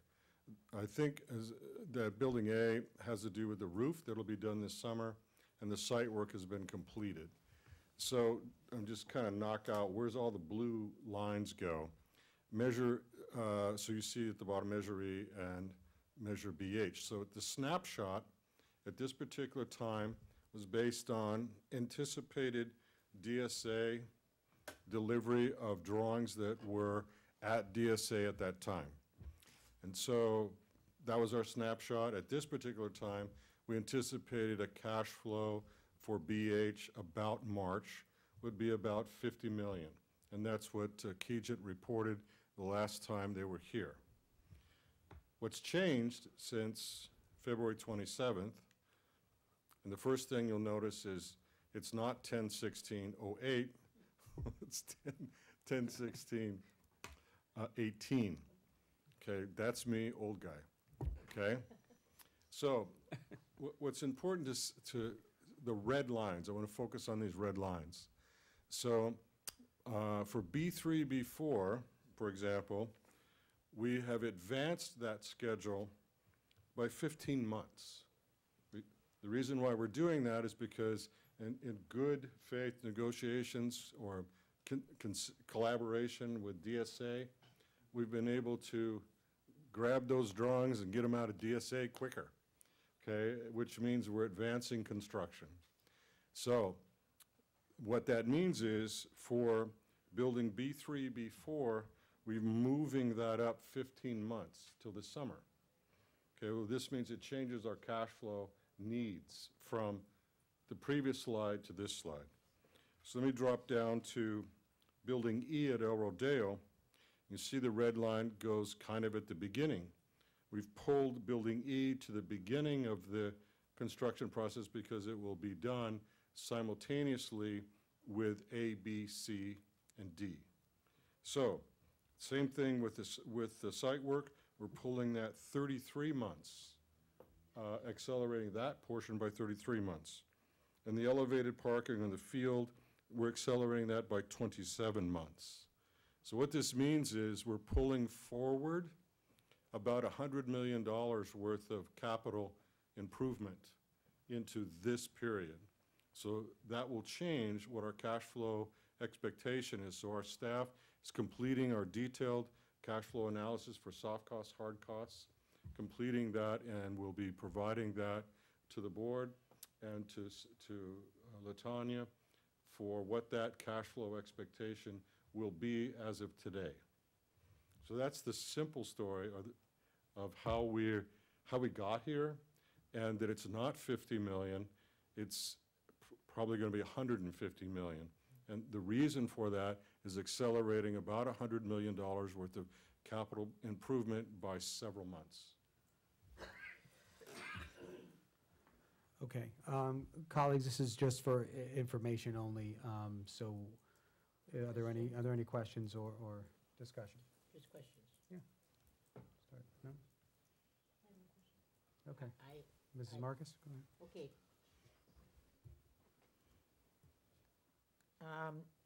Couple questions. You have up there for Horace Mann, chiller and roof. Yes. What is a chiller? Well, I'm sort of glad you asked that.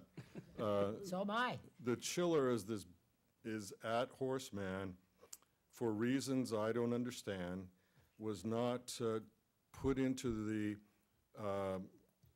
project. Oh, that big box out in the parking lot. It produces, it's how we do our heating and cooling. It's a large box. And for whatever reasons, the decision was made to not replace it. It's out of warranty, and we were looking at originally about a $500,000 cost to replace it this summer.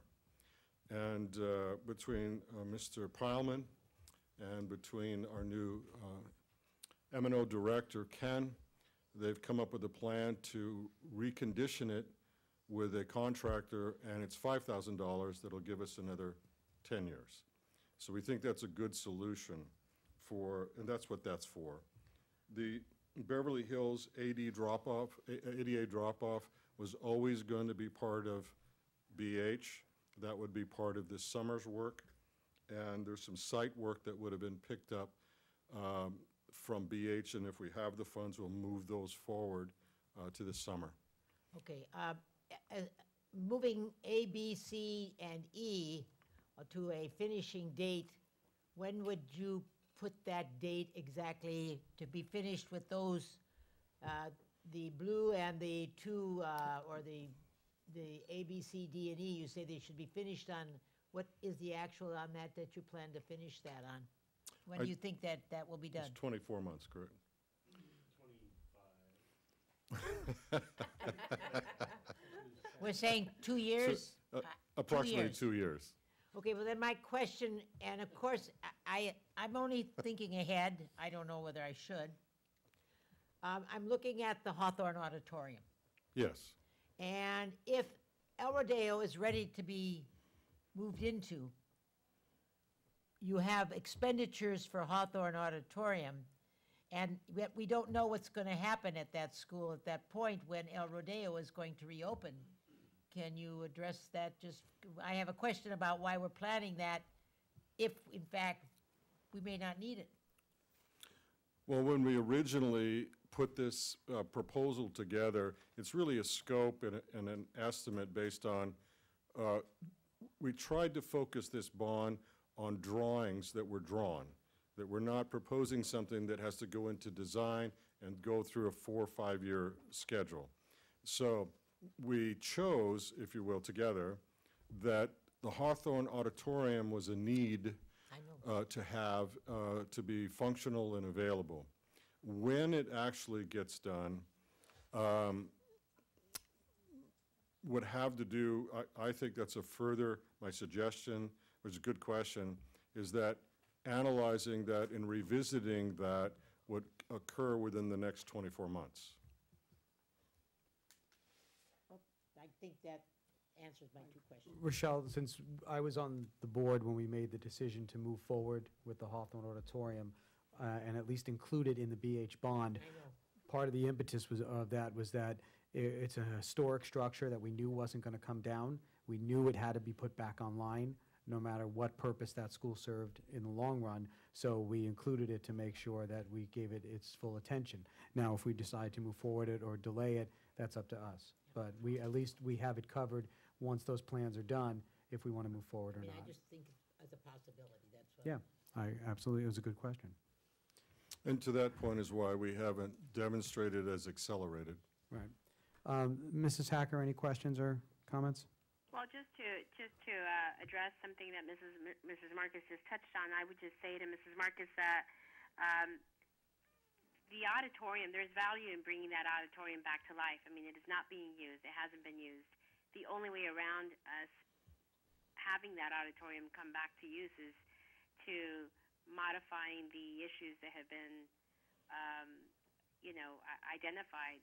And so I think there's tremendous value, regardless of what happens in the future, to having the auditorium restored at Hawthorne, just like any other auditorium at any of the schools. I would be in favor of that, absolutely. And I don't think the timeline really is I think, isn't there also repercussions if we don't move with plans from DSA as they come out? If we delay in addressing the issues when the plans are approved from DSA, don't we run the risk of going back to the beginning of the line, Don? I think that's 2 things. One is the drawings were halted prior to 100% construction documents.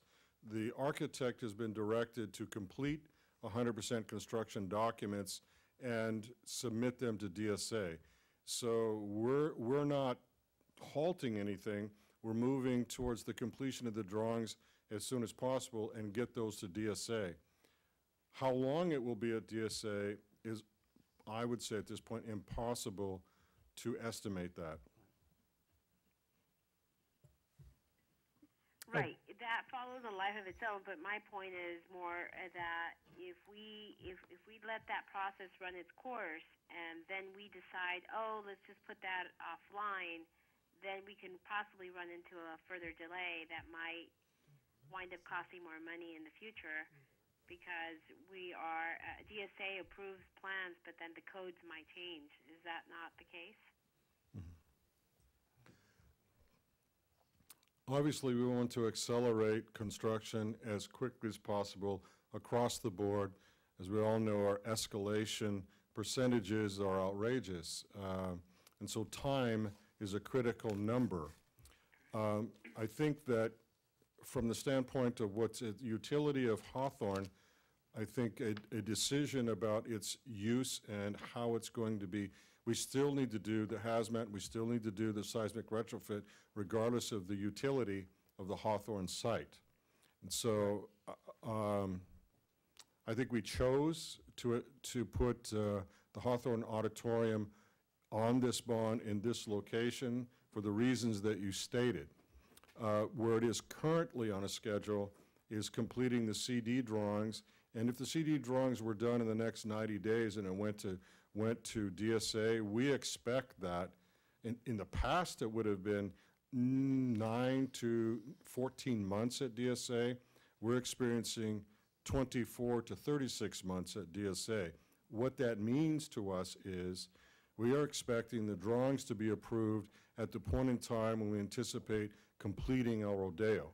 So that would be the sequence, and that gives you an opportunity to decide to visit again where Hawthorne fits into your plans. Okay, thank you. Okay, so when, do we know when the resolution will be coming back to the board? I think. So either at the next in the next board meeting, or if the board decided to have a special meeting, that would be allowed as well. Okay. So I guess you'll keep us informed if it's ready for the next board meeting, or if it needs to come sooner. It's, I guess, an issue related to the city's reimbursement for the oil well. That will come into play, so we'll have Certainly comes into play. make sure that that's all figured into the final decision when we absolutely have to pass that resolution. Okay. All right. Thank you, Mr. Blake, for that information. Dr. Berge, you had something else? Yes. This week marks Public Schools Week, which is a national opportunity to celebrate our entire school community. And I'm proud of the fact that we are a progressive school district and that we are a diverse group of students, parents, staff, and community members in the middle of a transformational change for the next generation of students in Beverly Hills. We truly reflect a variety of cultures, backgrounds, generations, and experiences. In order to ensure that each person in our organization is confidently contributing fully to our mission every day, it is critical that we maintain an environment that is not only welcoming, but also celebrates differences. First and foremost, we have a moral responsibility to make sure that each person is treated with dignity and respect. In order to succeed in education and in the world, we must maintain a culture that encourages every one of us to apply our unique skills and perspectives. Our day-to-day and year-to-year work is tough. It's fast-changing and competitive, so we cannot afford to allow good ideas to go unnoticed or unheard. The bottom line is that we achieve the best results when the people involved work cooperatively towards our common goals. Defamation, disrespect, prejudice, intimidation, and other forms of negative behavior all get in the way of our results. At BHUSD, we walk the walk, and the strength of the character of our district is built on something that we do not carry lightly.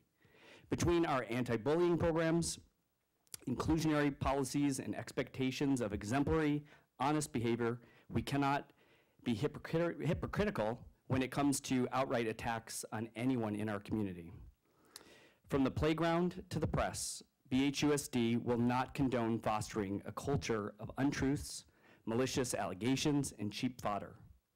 There comes a time when the community must stand up for what is right, what is true, and what is just.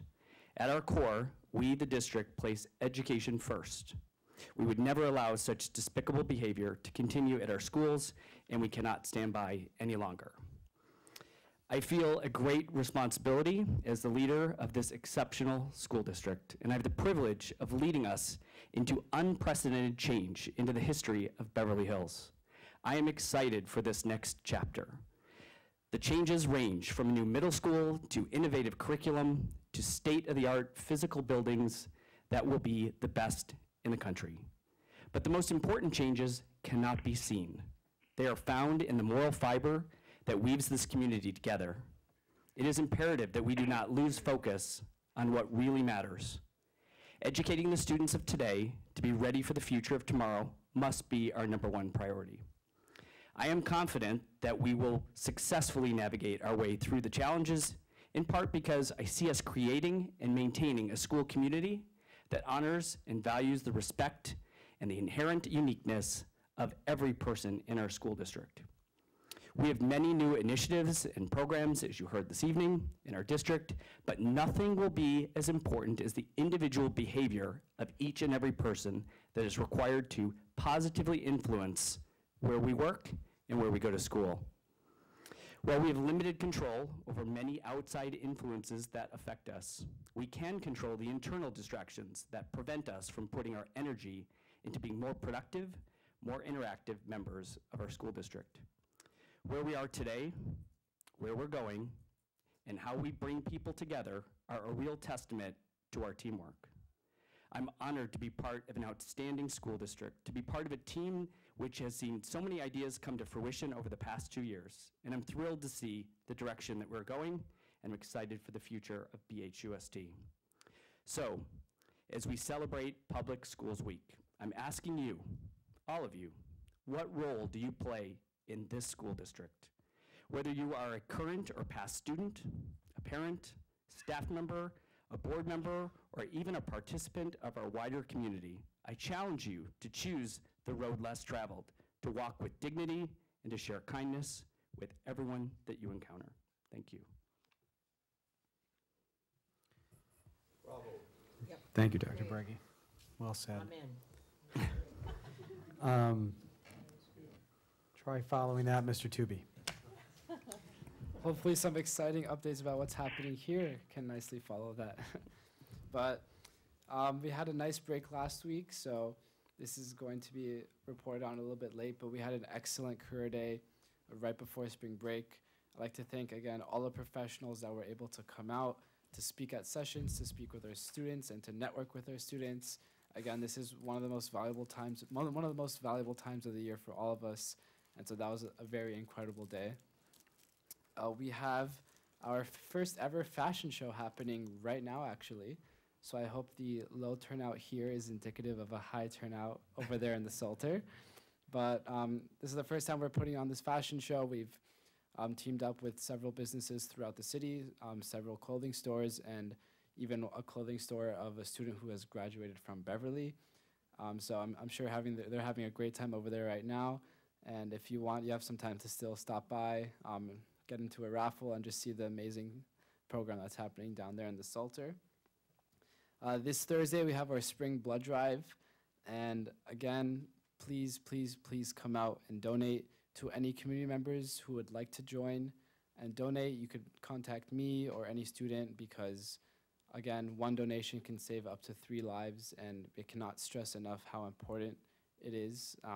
Being here in a great school district, in a great city, sometimes it goes unnoticed how many of those beyond us are unfortunate to have, again, things that come up in their everyday lives that are sudden. So one act of kindness like this can go a very long way. And I ask all community members to please come out if they have the time and energy to please donate. And finally, I'd like to recognize a group on campus, our robotics team at Beverly, for winning the Chairman's Award, I believe, at their competition. So congrats to all of you guys. I know you're going to Worlds soon, and I believe it's in Houston. So congrats to all of you. You've been doing amazing, and I can't see what else you can do. And that is all I have for today. Excellent. Thank you, Mr. Tooby. Okay. Human Resources. I'll need a motion. I'll make a motion to approve the agreement for employment of the superintendent. I second the motion. Thank you very much. Any discussion? Mr. Spitz?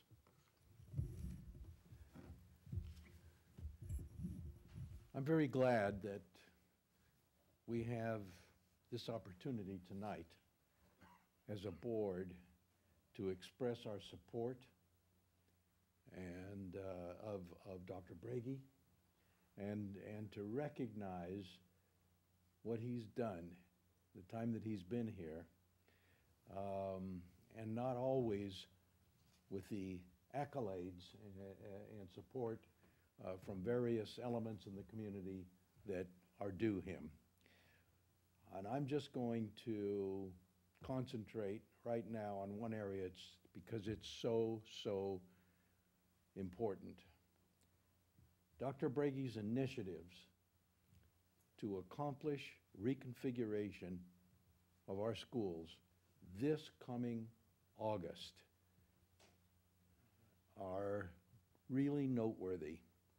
The process he designed is sensitive to the stresses of transformational change. They've been inclusionary and they've been transparent. And they've been proven because so much of the work is already underway, moving forward the way it should. So by approving this extension to his contract tonight, I hope the community recognizes the support that this board has for Dr. Breggy. Kristen? So I'm going to start off with just a little bit of levity because I think that's always, for me at least, a good place to start. I was asked a bunch of times when I decided to run for school board why on earth I would do that. And my favorite answer is actually from an animated movie called Robots. And the line goes like this: boy, when you pick a lost cause, you really commit.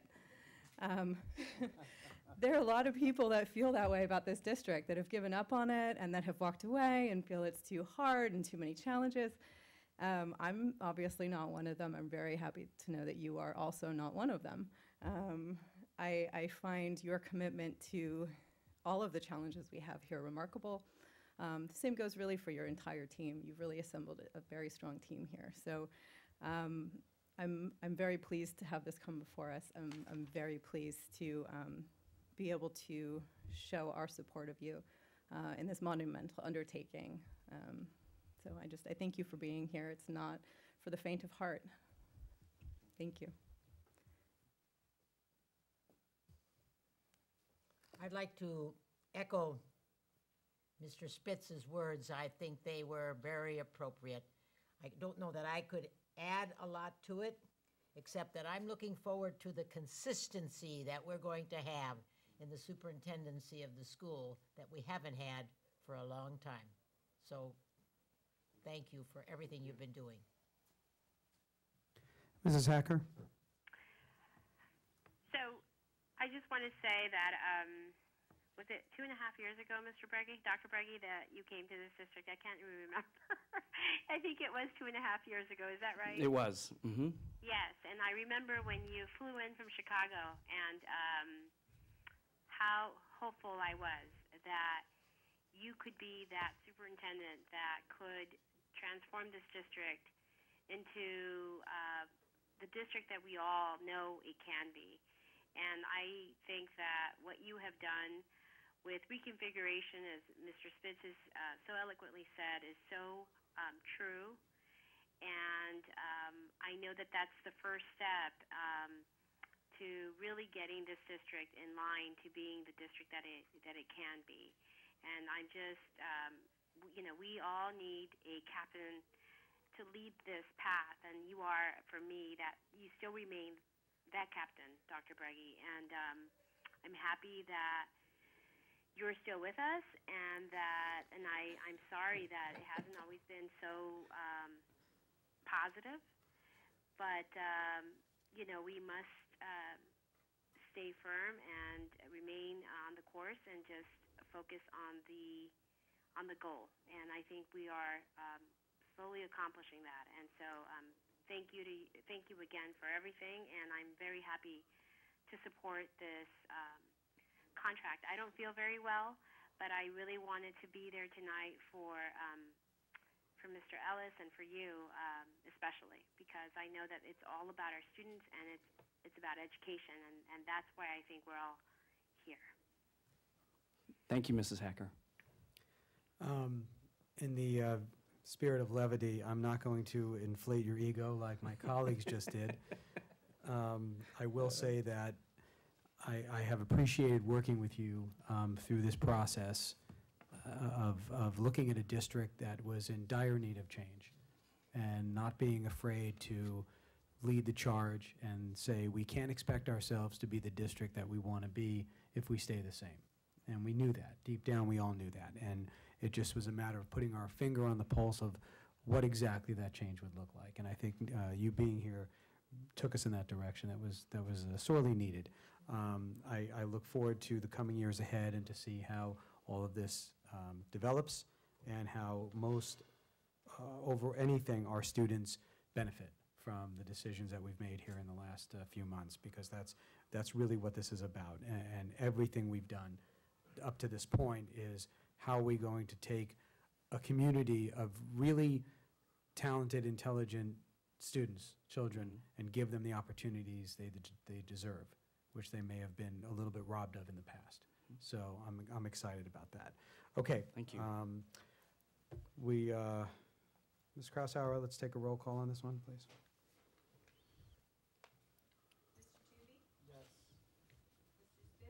Yes. Yes. Yes. Mrs. Hacker? Hello? Yes, I'm sorry, I had it on mute. Yes. Yes. Yes, mic was off.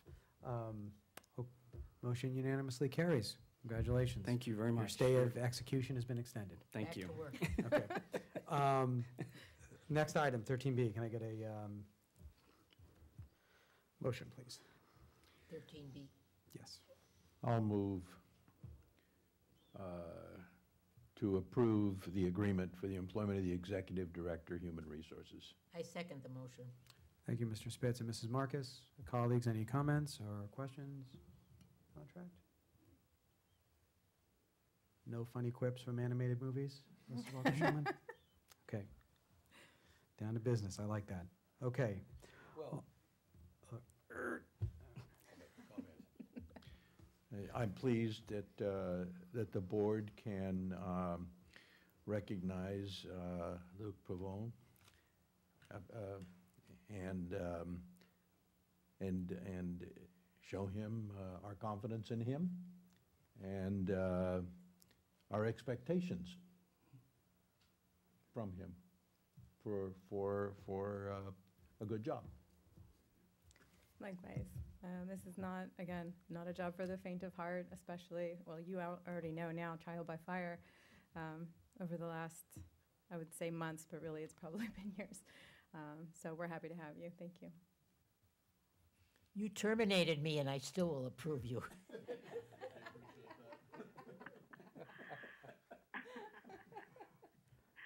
Mrs. Hacker? Of course, I'm going to support this. Okay. My pleasure. Okay, thank you, colleagues. Mrs. Krausauer, roll call, please. Yes. Yes. Yes. Yes. Yes. Yes. Thank you. Motion passes unanimously. Moving on to planning and facilities, perhaps we can finagle a little combinations on the motions here. I move for items, what is that, 14B and 14C, approval of professional services agreements with Multivista Inc., provide documentation services for Beverly Hills High School Buildings B3 and B4 modernization project, and the same work at the El Rodeo School. Do I have a second? I'll second. Thank you very much. Any questions? Are these being paid with developer fees? No, this is from the bond. This is related to, From the these are bond. construction related. Okay. I just had one question, Mr. Blake. Since we have started this process for B1 and B2 with this company, how has it been? Has it been what you wanted and what you need? Obviously, if you're continuing the process, I would think so, but is it, how valuable has this process been? Good question on two levels. We're concerned about performance and cost. And the way we evaluate that is we know that this company, in terms of what we've asked for, and they're a very large company, the performance of documentation, filming is invaluable to the district to have recorded the insides of these buildings when we broke them all apart and what they're going to look like when they're finished. from a historical standpoint as well as an as-built standpoint. The other piece about, are they someone we can work with who Mr. Pileman can work with and reduce costs? And so that was considerable per square foot, and they ended up to be done with him, threw in the drones, aerial drones. So yes, I'm very happy with them. Great. Thank you very much. Colleagues, all in favor? Aye. Opposed? Motion carries. Mrs. Hacker, I just want to confirm that you chimed in on that one? Yes. Okay, thank you so much. Item 14D. I make a motion for approval of the rental agreement with Wallace Annenberg Center for the Performing Arts, Brom Goldsmith Theater. I'll second. Thank you, Ms. Walker-Schuman and Mrs. Hacker. Any questions or comments? Okay, all in favor? Aye. Aye. Opposed? Thank you, motion carries unanimously. Item 14E. I move to accept the ratification of agreement with SVA Architects to provide drawings and specifications for the miscellaneous reconfiguration upgrades that are necessary at Beverly Vista School. I second. Thank you very much, Mrs. Marcus and Mrs. Walker-Schuman. Any questions? All in favor? Aye. Aye. Aye. Opposed? Okay, motion carries. And item 14F. I will move for the approval of a professional services agreement with Zabala and Partners for protection during construction and restoration of the Kaufman mural at the Beverly Hills High School Building 3. I second. Thank you very much. And any questions on that one? Okay. For clarification, B3 is the Peters. It's the mural in the Peters lobby. So for people who are wondering what that is. All in favor? Aye. Aye. Opposed? Okay, terrific. Motion carries unanimously. Thank you very much. Moving on to board policies. We have a first reading of board policy in AR 3311. I need a motion to approve the first reading? Approve the first reading, or?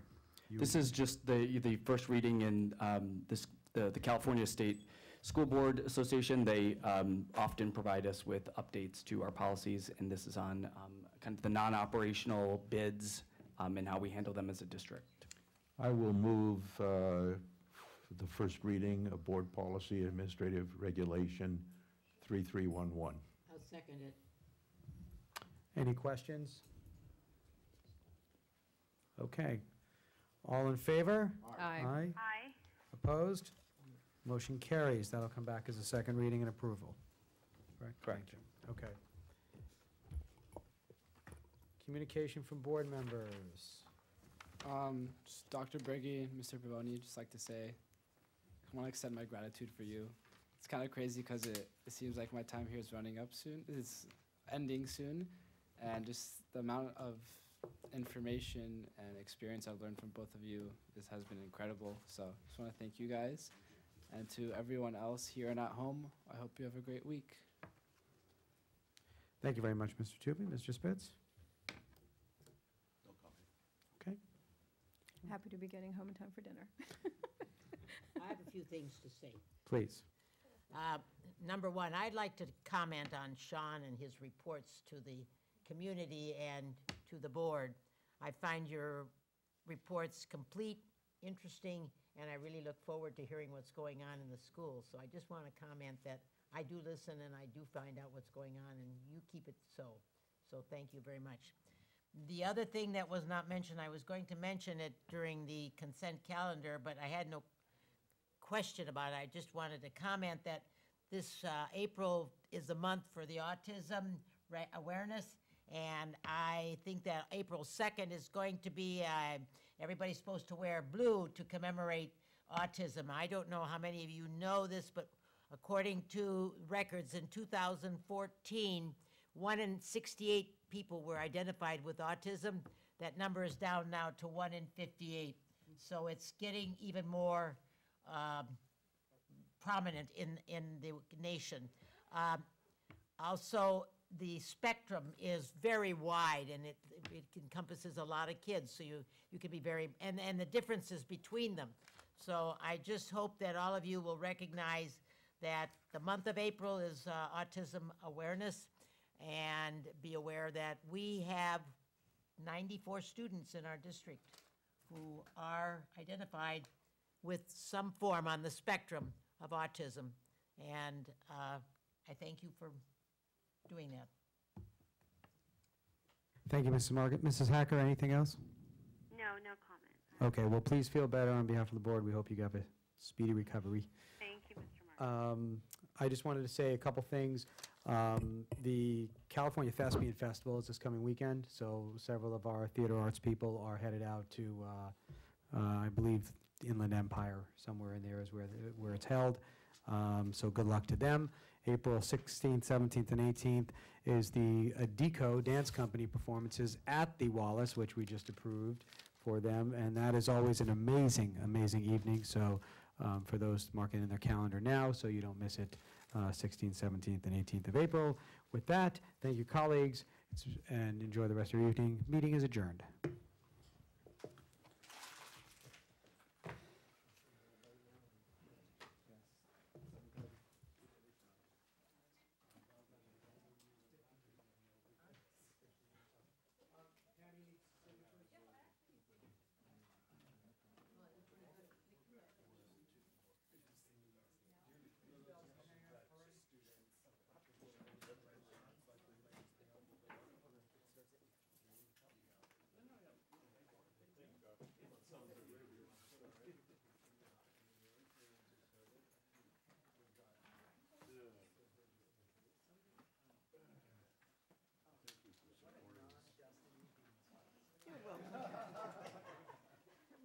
tried at the very end. I tried to speak right at the very end. I can you say something about that?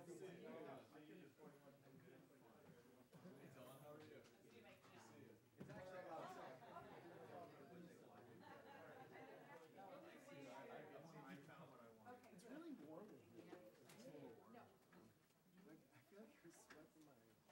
I feel like you're sweating my. Hey guys. How are you? No school for you guys tomorrow. Yeah. I know. Thank God. You're welcome. You're welcome. But you're still here. Yeah.